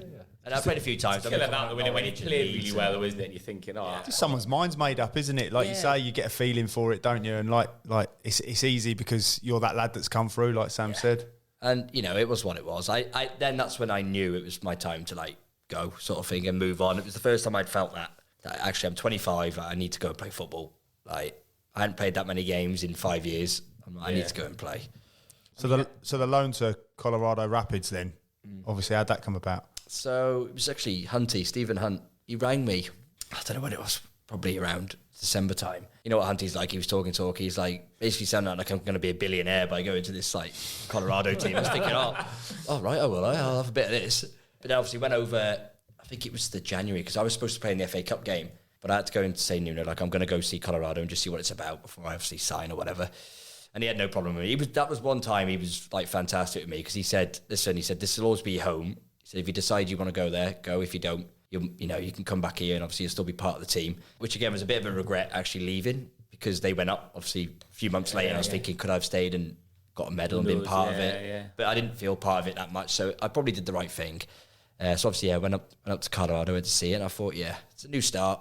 Get out of England and just have a taste of a new league. And obviously 5 years later, still over there. So when that Colorado call came, were you then speaking to agents thinking, what's over here as well? What are my options over here? Or was it always, no, I need to get away completely? So that summer, actually, before Nuno and pre-season started, I'd gone down to MK Dons to see that, just to see if, I could be interested. They were League One at the time, and then I think Kenny Jackett was at Portsmouth.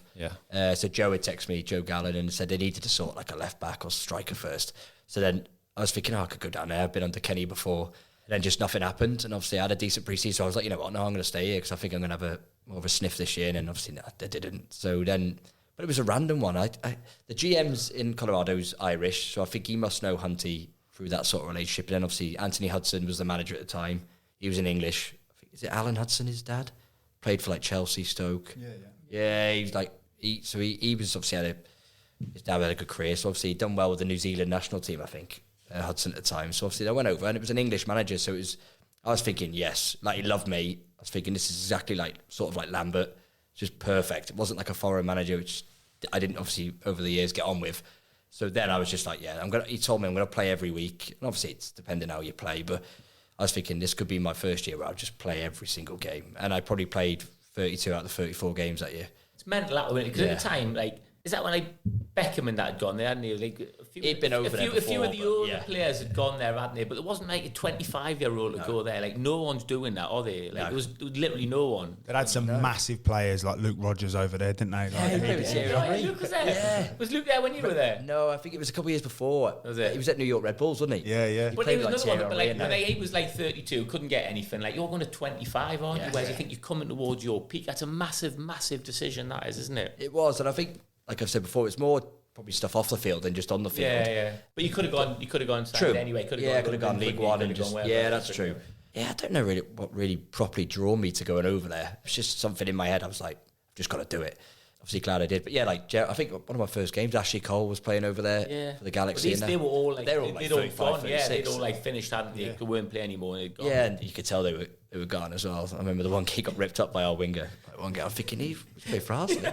You can't keep dribbling past him, mate. He's one of the best left backs ever. Yeah, stop dribbling past him. Giving him loads of shit as well on the way past. Honestly, he used to have Ronaldo in his pocket. Do you remember? Yeah. The Euros won it or something. Ronaldo said, didn't he? He's like the hardest player he's ever played against. That one game, yeah. So obviously you've gone from being a lad in Shrewsbury to living in like Colorado in the middle of the United States of America, haven't you? Like what's that? Whereabouts do you live? Because obviously Denver. You live in Denver. Denver, yeah. That's so obviously such a big place. It takes you like 8 hours just to drive out of the state. Yeah. But yeah, Denver. So we live like 20, 25 minutes. And it's full like, I mean, I think Colorado's mountains everywhere. Mountains, as well. yeah. Got like Aspen and. Is it freezing in the winter, boiling in the summer? Yeah. So was it 3 days ago? It was minus 27. Yeah, minus 27. But in the summer it's boiling. Yeah, 36 degrees. I remember messaging Pricey after his debut, and I said, "You've changed, mate. You're wearing gloves."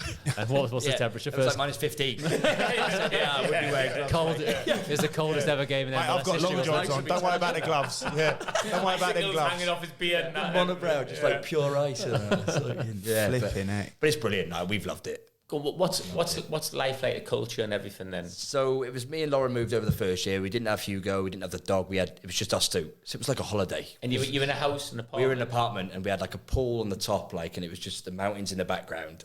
It was just ideal. The first year was, we've said it now, obviously, we love Hugo, our son, to bits, but it was the best year we had because it was just us two. Yeah. And we just, after training, we just got up and sunbathe for 2 hours and go get something to eat. And is Denver an unbelievable It's brilliant. city as well? Yeah. It's brilliant. Obviously, I can't ski, obviously, with football and stuff, but I took Lauren up, she's gone up the skiing and that, and it's just a different world. Like, America in general, like, I've been to, like, obviously Vegas and stuff, and that was ridiculous, but I'd never been anywhere else. And I think the biggest part for me is getting to see all the other places. So every time we travel, we used to, before COVID, we'd fly on a Friday. So you have to fly everywhere. Fly everywhere. Yeah. Our closest game's an hour and a half flight. And that's our local derby. That's local derby. Who's your local derby? Real Salt Lake. And we have like a Rocky Mountain Cup. So we'll play them like 3 times for this trophy, man. Yeah. Hour and a half flight. And they hate us. And I'm thinking, why do you hate us? Like, we're never going to see you. It's like we're working together. Yeah. It's mental, not going to bump into each other. For me, that's been the biggest thing. Obviously, being able to play football, and obviously the league's a lot better standard now than when I first went. What about football? Because obviously you got the Denver Broncos, American football. The Colorado Avalanche, ice hockey. Ice hockey's massive, aren't they, as well? Got the Nuggets basketball. Yeah. And they're obviously pretty decent. Obviously, Broncos aren't as good, are they? But the two football's well down the pecking order then. For the owners. We are. So the owners. No one knows who you are, obviously, in Denver, I suppose. That's what's nice, really good about it, right? Yeah. I think that's what I've really enjoyed. Obviously, go out in town in Shrewsbury, and everyone knows, don't they? Everyone knows. Yeah. Whereas there, you go out, have a beer, the missus goes for food, not a piece. Yeah. Which is nice, isn't it? Yeah, it is nice. And it probably why we've stayed over there so long, because it's just us. But you talk about the guys who own your club also own Arsenal. So it's the Kroenke. Stan Kroenke there, the Rams. LA Rams. Yeah. He's obviously got the Nuggets and the Avalanche as well. Yeah. He doesn't spend any money for us. And the Rapids. He loses them us. Tax reasons, isn't it? But yeah, it's a shame, really, because I feel like if he put a bit behind us, we'd be pretty good. But for that reason, he probably doesn't feel like he has. So, I mean, he spends a lot of money elsewhere, doesn't he? Arsenal, he chucks money in. And So talk us through the standard then of the football. So when I first went in 18, it was obviously lads out of college and stuff. It's completely different. Obviously, the academies weren't really a thing, and I was a bit like, I remember you saying before, like people were saying, what's the standard like? And I just come from the champ, and I was like, like the Championship sort of thing. But in my head, I'm thinking it's nowhere near. But the last 5 years, so come up to that season just gone, they're buying players for 20 million from Argentina and they're 20, 21-year-olds. So the level's just gone. They've obviously and they're paying obviously a lot of money now. And they've obviously got Carlos Vela and players like that he could still play anywhere in Europe, really. He's got a hat-trick on us 3 times, I think he has. He's amazing. But they've obviously had players like Schweinsteiger go over there, but then they were the ones that were obviously at the end of their career. But I'd say I've watched a few of the champ games. I think I was watching the Burnley-Birmingham one last night, and I look at it now and go, there's probably not much. If anything, it's probably not far off taking it over. I think it'll be top 5 league, I do, in the next 10 years. Wow. I honestly think it will. Yeah, the amount of money they're chucking around and wow. Players the World Cup there as well, aren't they, in 20... The World Cup in 26. There's a lot of good American players coming through as well. There is now. Yeah, I mean, you look at some of them that they had decent World Cup. I think they... Yeah, they're very much like what you expect, sort of fit. Yes. Athletic, strong, That is the league. That was the league when I first went. Yeah. I was like, they're just up and down, just because they come out of college, like you said, they're focused on gym. It's just athletes, isn't it? Whereas here, a bit more technical but obviously the players coming in over the last few years. I think the one lad, he's at Atlanta, I think, and they paid 20 million for him. He just won the World Cup of Argentina, Almeida. So he didn't play a lot, but he'd obviously gone. He's a World Cup winner. And you figure that. So the level, it has gone up. And obviously it's going to keep growing, like you say, with the World Cup coming in 26. Do you think that positions you quite well then, Jack? Because obviously when you've gone there, you're probably thinking, I'm probably a bit too good for this standard. But now it's started to elevate. Do you think you're quite well positioned to sort of stay with that? And it's not going to sort of go to a level where you're like flipping out, I might get left behind here. You're thinking, actually, this is going to be at a level where, you're going to benefit. Yeah, definitely. Like when I first went, like you say, I was probably too good for it then. And I felt like every time, it was all going through me. Hudson wanted the ball to me to, distribute it and stuff. Like I felt like under Lambert at the time. And then obviously as the league's getting better, it just makes you have to perform better. Like, when you're going up to a game and you're playing against, I don't know, Almeida for Atlanta, and you're thinking, it's going to be a tough game now. Whereas before, you don't, obviously it sounds stupid saying this, but Schweinsteiger would play and you'd be like, he doesn't run. So it's like it was almost easier playing against someone like him than it would be playing against a young 20-year-old that just wants to run all day. So I think, for sure, it makes you up your game and you have to be ready for it. Going back to what you were saying before COVID and you're travelling, so how would your week work then for if you got a game on the Saturday, play the games? Saturday. So you say you travel early to the games? Yeah, so we obviously train normal, like Monday, Tuesday, Wednesday off. We train Thursday, we train Friday morning, then we go up to the airport, stay over Friday night, play the game, whether it be mid-afternoon or evening, and then you'd stay over Saturday night, fly back Sunday, which was brilliant. Like you say, you get to see all the city. We go to Do you go out the city? Yeah, so we had a few, mate. We'd go to like Texas, which would be like Dallas, Houston, which great nights. New York's fantastic. Chinatown and that. We ended up there last year. And you don't need a kit man, do you? I love that. That'd be amazing. Brilliant, wouldn't it? And it is. That's probably the best thing. But then COVID happened. We ended up getting our own like chartered flights everywhere. But we'd fly in the morning of a game. We'd play the game. We'd fly straight back. So the last 2 years it's been a bit more like we haven't really seen a lot of the cities. But when we go to like New York, we will. Because it's the longer flights. If we fly 2 hours, we'll come straight back. Yeah. Has it got better now with the whole... A little bit. But again, it'll only be the longer flights. If we go to New York or like an East Coast, we'll stay over because it's too late. By the time we get back... And you play everybody from sort of like the East Coast, all the way like to the West Coast as well. So you travel... You're in the middle. We're in the middle, so we're pretty lucky, really. We sort of play, our furthest is like 4 hours, which is probably New York or Toronto or somewhere. Yeah. But we don't play every team now. Because of COVID, before we'd play every East team home or away, and we'd play the West teams home and away, because that was our conference. But now we only play like a handful of the East teams. So travel's even shorter, really. Yeah. We play like 3 or 4. So you're closer to the West then? Yeah, so we're more, we're central-ish, but closer to the West, So we're probably 2 hours from like LA, which is obviously the West, isn't it? Like Seattle, is that a bit further a flight? That's up on 2.5, 3 hours, It's a bit more up. Yeah.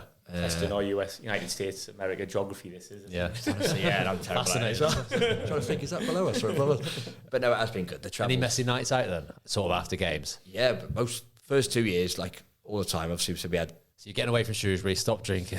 Yeah, and I thought... get away from all this. It's different. Is it different? I mean, different culture, I'd imagine. It's not like you go and sit in the pub and having 10 pints of Colin, is it? No, it'd be more like, they'd probably reserve a table in a nightclub or something, and a lot of the lads had just come out of college, So you got to think they've had 4 years really of just partying. Because that's all they say it is. They say it's the best 4 years of your life. Yeah. So those younger boys, they come in, they're like, come on, where are we going? Sort of thing. I was only 25 when I went, so I'm still pretty young. Yeah, of course. So we've had some good nights. Dallas, New York, they're the best ones. LA's obviously. Yeah. It's What an actually experience. when we went out in LA, we'd had 11 game stretch at the start of the season. We hadn't won a game. So we'd gone and played LA. The manager had already been sacked at Hudson. So we had like an interim guy, Connor Casey, came in and we won 1-0. We scored in like the 85th minute. Oh, the celebrations. Honestly, like, we've got a beer in the change room. We're like, where are we going tonight, lads? Like, we just got the first win in 12. And we're like, oh, God. Argentina got nothing on you. Yeah, honestly. Like, so that was a good one. Tim had sorted some sort of beach hut, sort of like on the beach. Tim Howard was your captain. Amazing lad. Brilliant bloke. Oh, brilliant. Like, just...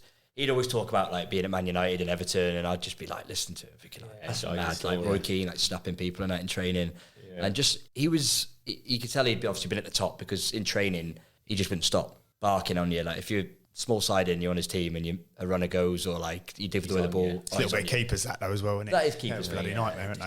You just want to be heard, don't they? Yeah. And then as soon as they come out instead of catch it, they'll just punch it. You say something to them, and they're like, "Oh." He's obviously a big deal in America as well, so we'd have nights out on lockdown for you. He'd be able to sort everything everywhere. Yeah, so we went to Dallas the one game.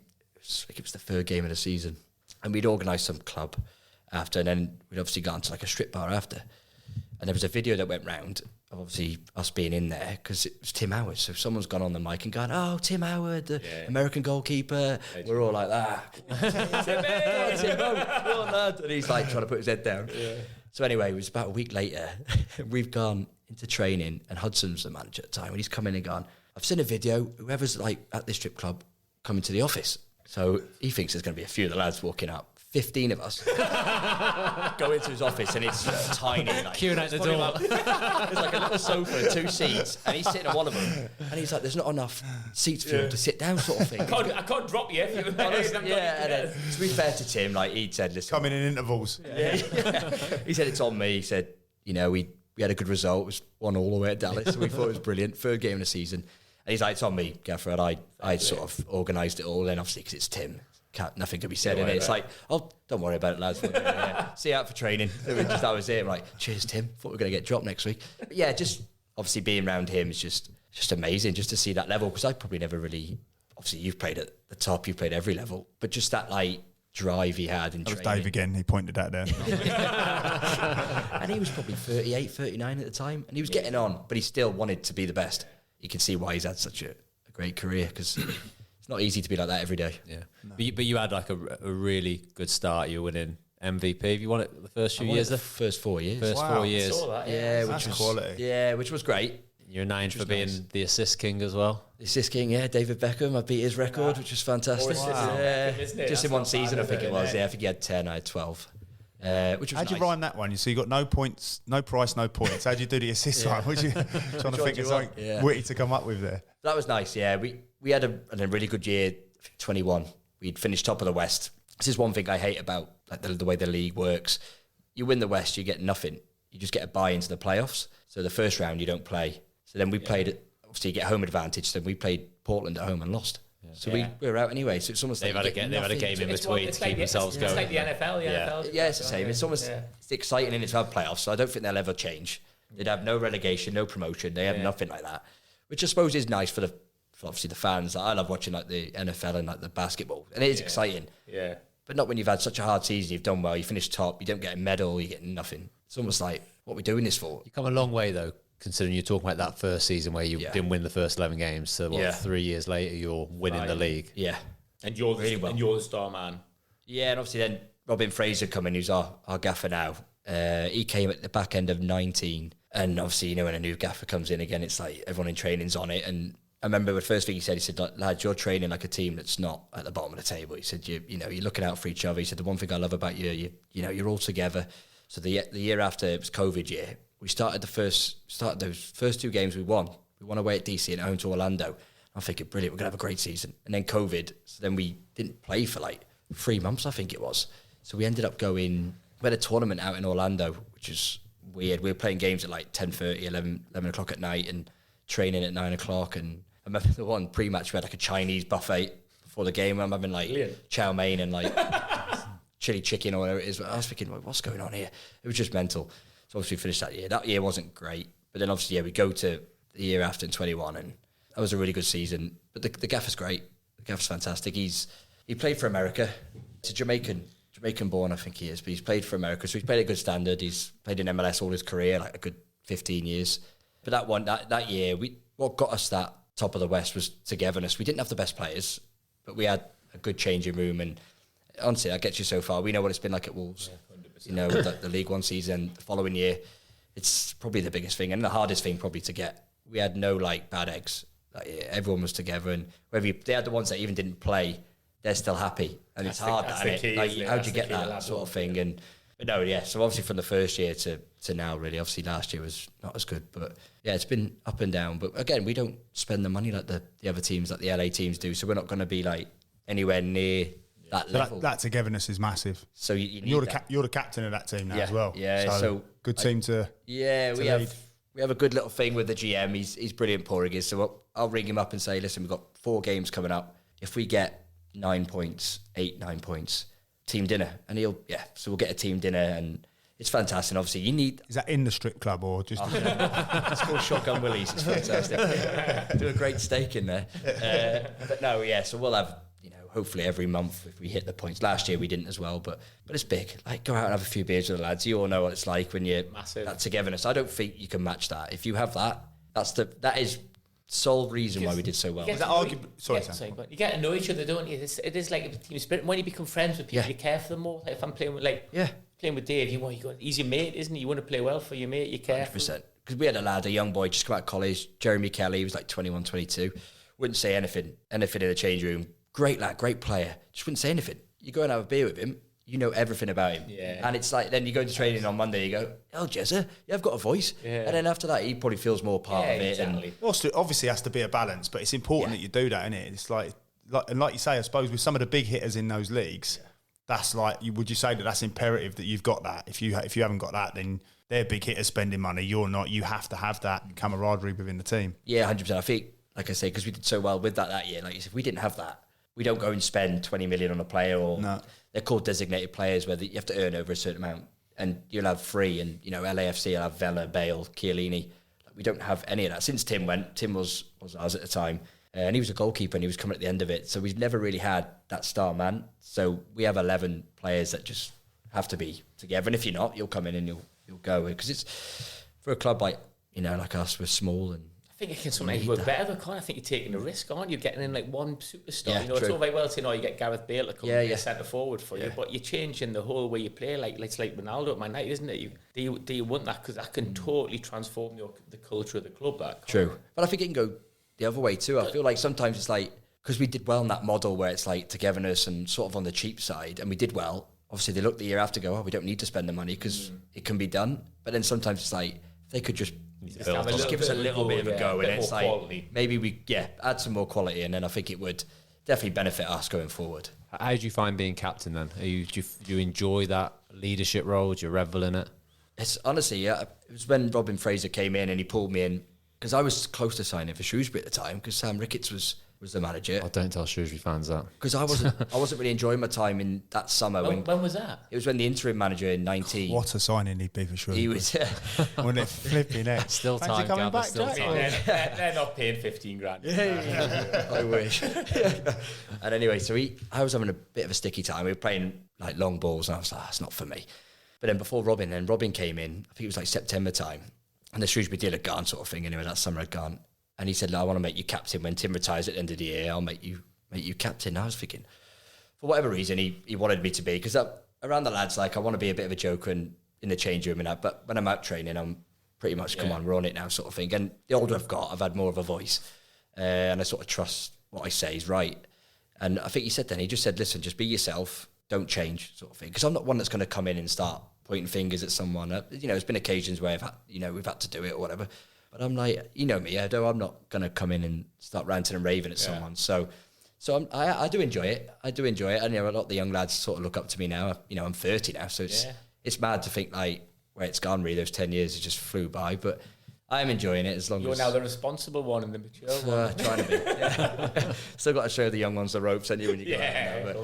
But, no, I am enjoying it. I'm loving it. The best feeling is walking booking the lads out on a Saturday afternoon. What's your situation at the moment there? How long have you got left? Do you want to stay out there longer, or would you like to come back and finish over here? Yeah. What are you thinking?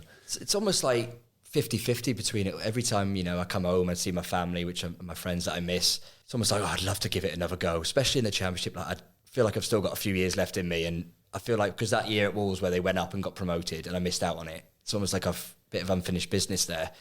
But at the same time, it's like I've got a year left guaranteed at Colorado with like a 2-year option. So it's almost like I wouldn't be struggling either way. So it's like, do I want to stay out there? Do I not? Nice position though you're in there. Yeah, I'm in a decent position. I need a good year this year, I feel, to...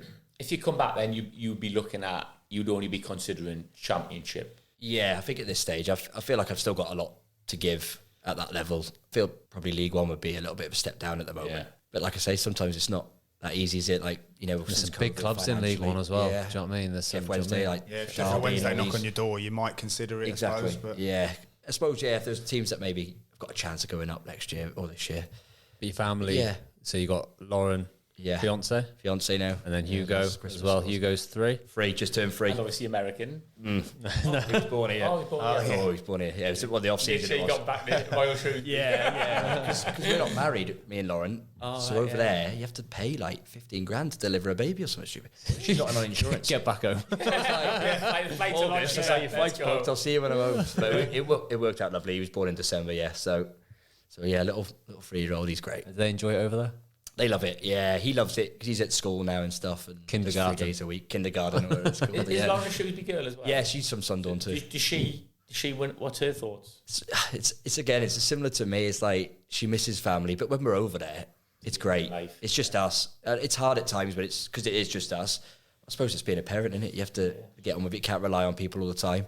But it is nice to come home and your grandparents get to look after Hugo, and it's brilliant. It's just going to Tesco to a shop. Do you mind having it for a couple of hours? Just makes it easier, doesn't it? Long term, you'll always come back. Yeah. So when football's done, whenever that finishes, you'll Yeah. be back in Shrewsbury. Whether that be the end of my contract there or whenever it'll be, I'll definitely come back here. Yeah.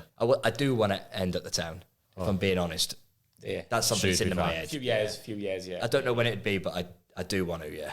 But again, Be nice. you never know, your manager might not want you, so it's hopefully Yeah. they do. But Yeah. I think It'd be nice. a Shrewsbury manager would be interested. Every Shrewsbury manager would be interested, wouldn't they, at the moment? Especially like someone like these you, football, so, yeah. especially when you don't have to rely on athleticism. I think Yes. you've got the type of game which should Yeah. go into your late 30s. Yeah. Definitely. I think so, yeah. I I don't couldn't- rely on I them to get up couldn't. and down the pitch. I love the fact that you're just not coy about it at all. You're just like, I want to end up there. I think that's brilliant. Yeah, I've always wanted to because I've never played for him like we talked about before when I was 7. I've never had the chance to. So I think that'd be brilliant to... Do you think it might be hard though? Say if you want to come to the Championship, say like Ryan Lord Preston, is he going to see enough of you to sign you for Preston? That's the thing. I don't know how much of any MLS games because they're on so late, aren't they? Like Sam will have a word for you, won't you? Yeah. Yeah, Jeff. I've asked him, said I'm available. He hasn't rang me back. The thing is, though, Championship clubs now, like, they have to be looking at every avenue. True. They have to be going out to MLS, sending people out there. Like, you can't afford not to. Yeah, that's because true. you can get players who are to the level, if not better, and get them at a cut price for maybe if Ryan goes to get someone from Liverpool. Yeah, you know, that's true, they have to do that now. Of course they are. They're looking in the A-League in Australia. They're looking in America. They're looking all through Europe.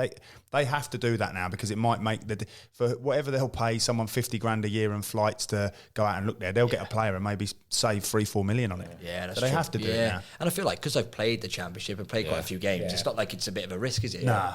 No, I've played English football before, so maybe if it was someone like an American lad that had never done it, maybe it'd be different. But Maybe that loan, like, this period that you've come back. Yeah. And I know the World Cup's been on this time, Yeah, so it's yeah. probably not. But maybe that sort of period of going, well, instead of me having a break, I'll go over 3 there, months. have a couple of months on loan in England. That might be the way through, mightn't it's it? true because it's a long off season. We've had 12 weeks because off season was obviously so bad we didn't make the playoffs. 12 weeks off. Yeah. It's like you can only keep yourself. That's so your fit. banker, isn't it? 6 weeks is hard enough. Little loan move in that period. I don't know how it works. A few people used to do it, didn't they? I remember the what's his name did it at Everton, didn't he? The American forward. yeah. Thierry Henry did it, didn't he? Went back to Arsenal. Arsenal, yeah. Was it Landon Donovan? That's it. Landon Donovan, yeah. Everton. There's a few of them that did it. Robbie Keane did it as well, didn't he? I just don't know what happens with the how many teams can you play for now in it? Is it 2 or 3? It'd be a nice one for you to do when your contract finishes there, Yeah. to go on loan till Jan, almost just, look, I'm good enough and good I'm enough ready. to still do it. Yeah. You got no risk. You can get yourself in the shop window over here. True. Yeah. Hey, well then, pressing. Easy, There you go, isn't yeah. it? Down and Done. off for you, sorted. Give him a call, Sam. I'll Get let that Fred over know with. that. transfer Dead easy. next gen. I'll take a little handling fee out of that. Like what we do all the time, Jack. What we do with every guest that we've had, they have to pick a 5-a-side team. The best I haven't players- warned you about this either. the I forgot. best I was going to players text you they've last played night. with. The best 5-a-side team. You can go like, obviously you got a keeper. You can go 1 defender, 2. You can do what Gav did and just pick 4 defenders. You can do it however you want to do it. That's not what happened. Dave, That's not what happened. Dave, tell Jack your team. 'Cause that was good. I think I listened to this one. Yeah, there's Listen not to many. everyone, Jack has. He's Have listened you? Listened to the first series, yeah. Yeah, there's not many, is there, who's done better. Like, no one's come close, have they? Really? No one's getting near him, are they? No, we I can't think of anyone. Like, He'd have had Bale in that, wouldn't he? Kevin Ratcliffe. His was decent, wasn't he? He said something about Ryan Little. who's that guy that he said up front, Rush or something. What was his name? He threw a couple in, didn't he? Yours was good. He was though. all right. Yours was it. Yours was Joe Houghton goal, Connor Cody, Aaron Ramsey, Neves. Ruben. Neves, and Bale up Bale. front. That's decent. Probably have a couple of them yourself. That's decent. Go on then. Tim Howard. Tim Howard. Tim Howard, keeper. Yeah. Even though he was at the end of it, he was still brilliant. Yeah. Like I said before, just professionalism and just a top lad. And Yeah. obviously he's had the career he's had. So Tim for sure. Codes, What mate. formation are you going with? I always thought it was hard me saying Code because he wasn't really a defender, was he? But then he's done so well there. I'm going to go for a 1-3, 1-2-1, 1-2-1, 2-1. 1-2-1. Don't want to put too many defenders in there, do we? Nah, Really 10 a penny, aren't they? stalwarts, aren't they? They're like the foundation of every team, aren't they? Do you know what I really liked? I loved Codes to bits, but I thought he was a really good player. I liked Richard Steers. Steers. I thought Steers was a really good player, and at the time, he would Cruyff out of the defence, wouldn't he? Yeah, he'd be good in a Bit 5. risky, and he would be good in a Used 5. to like to play up front, though, didn't he, in a 5-0? Yeah, I'm sure he's got a bit about him. he's got a bit about him. Yeah. Defender who likes the Cruyff. I like him. Used to call himself Berbatov in the 5-0. Call yourself Berbatov. When you call yourself it, it's a problem, isn't it? Quality. He'd be like, Berba's up top. Find me, you know where I live. Find me. You guy put as me in well, it here, haven't you? I'm trying to think of Midfielders, 2 midfielders. Neves. Again, I didn't have a lot of time. 6 months, I think I was with him, but He was top draw. top draw, and obviously seen what he's gone on and done over the I last remember few saying years. to these two boys, I was only with him for maybe about a month. Yeah, that's true. Yeah, But there was moments in trading where he did stuff you think, I've not seen that Well, before. the lads are That's what, I think it was one time where you might have still been there. Then it might have been a pre-season. He's done like a half volley, I've told this story about it. It's just like 60 yards, like almost like a daisy cutter, and I'm just thinking, it's like a block tackle in the middle of the pitch. It's Yeah. just bounced up, isn't it? And then And he's he's just come run onto onto it. it, mate. It's Well, the lads have gone, we haven't got that. No. Yeah. If the gaffer wants me to do that. I was about to hook it around the corner. Chase no. that down the channel. I said another time he lobbed John Ruddy from like about 6 yards out in a 5-0. Yeah. And John Ruddy's like 6'6". Yeah, if I'm midfielder. Kev Mack. Yeah, good I choice. can't not put Kev Mack in. I He had was quality though. brilliant. Class. Like I say, a lot of my Great games lad. been get it, give it. If I'm in a tough situation and Kev's got 4 men round him and I still give it him, he'd do a pirouette when he and get out of it and just smooth. He was just smooth. And a good lad. Brilliant footballer, wasn't he? Great lad. How on earth he didn't play higher? Like I mean, Yeah. top Premier Yeah, League he player for definitely the rest of didn't his play career. it, did he? Didn't play it. No, He's not got he. levels for He a obviously long went to time, didn't Fulham, he? got promoted a couple of times, didn't he? And they got relegated, went back up. But Yeah. I just think Kev, the way Kev was, he wasn't bothered. No. I just don't think he's had a great career anyway. Like Scotland, you know, he'd get called up and just say he's got an injury because he just wasn't bothered, was he? He just the way he was, wasn't he? He was. You know, you say you wouldn't like to be ultra famous. You wouldn't want to be a big Yeah. hit. Yeah. Kev's probably got the ability to be a big hit. Yeah. He thought, Yeah. not for me, that. Yeah. I'm quite happy where I'm at. Don't want Big the time, publicity. he's I just- don't want yeah. to. I can earn don't good people money, yeah. recognising me and Yeah. all that. I can't be bothered with that. Go back to Yeah, I'm Carnoustie, taking over nice. Yeah, Carnoustie he was from, wasn't it? Go back there, nice chilled. Yeah. Got a few quid in my pocket, but Yeah, I don't, exactly. nothing stupid. I don't want any. Yeah, 'cause he- I'm all right. We're like that, Sam, aren't we? Yeah. We're sort of that He mentality. ended up Dundee last year, wasn't he? He's just finished, didn't he? Yeah. Don't even know if he's playing now, Kev, to be fair. But Yeah, serious Kev, player. yeah. Lovely footballer. Stuck here, Centre striker. forward, big one. This isn't it. There's a big one. Funny how we never have any wingers in these 5-0s, isn't it? Yeah, that's true. Because No, I was never tempted have with any like wingers. Cav and Helder Costa. Liabilities, Helder's aren't they? brilliant. Yeah. Liabilities, aren't they, I wingers? remember you He telling me was when Helder brilliant. Costa saying he could play in the top 4, couldn't you? Remember when he was a few years Yeah. ago? That season under Lambert. Yeah, oh, brilliant. Yeah, but again, like he made him feel unreal. like he was messy, didn't he? Yeah. And he was. Yeah. And he was. Yeah, he was. There's not many Rapids lads getting involved in this. Is there? That's the level, isn't it? It's all Wolves. Who's the best player you played at Rapid then, apart from Tim Howard? Any strikers there? Yeah, Diego Rubio is a good player. Yeah. He plays for Chile. Good player. What sort of position is he? About it. Danny Wilson, Liverpool, played at Liverpool from Rangers, Hearts, Scottish guy. He was brilliant. He could have been one. He's not in now. Oh, no, sorry, he's not in. He's a centre half. But he's got a lovely left peg on him. He probably could have been him and Steers. I forgot about Danny. I'm going to go Jota. I'm going to go Jota, I think. Decent. I was tempted even with like a Bennick or someone. That one year, Dicko and Bennick and Sacco, they were brilliant, weren't they? But explain Jota though, because I've tried to explain before. He's just different, isn't he, the way he plays? Obviously, I always said to the lads, like my friends, I'm like, in training, he's so strong. Like, you'd knock him, wouldn't you? And he just wouldn't move. And he's probably my height. Maybe a bit tall. Probably a bit taller. And yeah, he's not that small. 5'10", move. Tim's looking at me there, I'm going, But like, you know how Suarez used to do it, where like, he'd sort of run into you and the ball would like ricochet and he'd just go through. But he was just, technically, he didn't look great, did he? But I never thought he would ever go to Liverpool and be as good as he was. You know, like Neves, when you look at it and go, you said that, didn't you? You were like, Neves was a joke. Like, no one was really having Jota as being like outrageous in the same way. I always said I thought Jota would offer us the most that year. I him and Neves. I thought Neves was really young, but I thought Jota, just the way he played in the Championship. Yeah. So like you'd be running alongside him, and he would jump into you. And then carry on running with the ball. Do you know what I mean? He just rode challenges so well, didn't he? And like, he's not South American, but that South American style of Suarez, those sorts of players who just kind of bundle through challenges and come out of the ball. He was very much like that, getting stuck in, didn't he? Oh, yeah. He wouldn't be one to fight or tackle, but like if it got a bit, he'd be in there. You can see that though, can't you? Yeah. Even just from watching him on the telly. And an eye for goal. And that one year, obviously that year they went up, he was phenomenal, wasn't he, in front of goal? Yeah. But yeah, he's probably... I was close to him because I didn't play a lot with Stephen Fletcher. It was more obviously with you, but in training, Fletcher was unreal, wasn't he? Class. Yeah, brilliant. Like his first touch. Amazing. Like, again, but you wouldn't know that, would you? Like, and if you'd actually trained with someone like that, you'd be like, I suppose he was a good player. And you think, he's a bit of a handful. Yeah, and he was no, his head in that, but his touch. He was so delicate, wasn't he? Like these little light feet, wasn't he? And he'd just be on his kill toes everything the whole first time, time. wouldn't he? Yeah, he was good. Good in the air. It's very similar when we talk about Niall Quinn. When we signed Niall Quinn at Sunderland, we were like, Niall Quinn, this donkey. And he come with his touch was an absolute joke. And we were just like, my God. And I was like, fair play, Niall, you're really good at football. Yeah. It's mad, isn't it? When you just don't know a player, you just make your mind up on him, don't you? Let's read that team out, Gav. What you got written down there? Howard in goal, Stearman at the back, Neves, Kev McDonald, and Jota up front. Not many. It's all right. Not many of you. Let's hope none of the rappers listen to that. Just Tim, innit? 5 years. Tim does listen, and I didn't put him in. Yeah, we'll get him on as a guest. Get Tim on. Right, thank you. Amazing. Thank you very much, and Jack. Quality that, mate. It's been an absolute pleasure to have you. Yeah. Amazing, mate. mate. It's been an absolute pleasure. We'll probably see you back in Shrewsbury in what we're saying, 4 years. Come and sign for Shrewsbury, 34. Yeah, I don't want to go do too a little late. bit. Yeah, 33, 34. We'll do a follow-up. 34. We'll do a second episode with you. Yeah, perfect. Yeah, nice Part one. 2. Pleasure. Thanks so much, Jack. Thank you very much. Love it.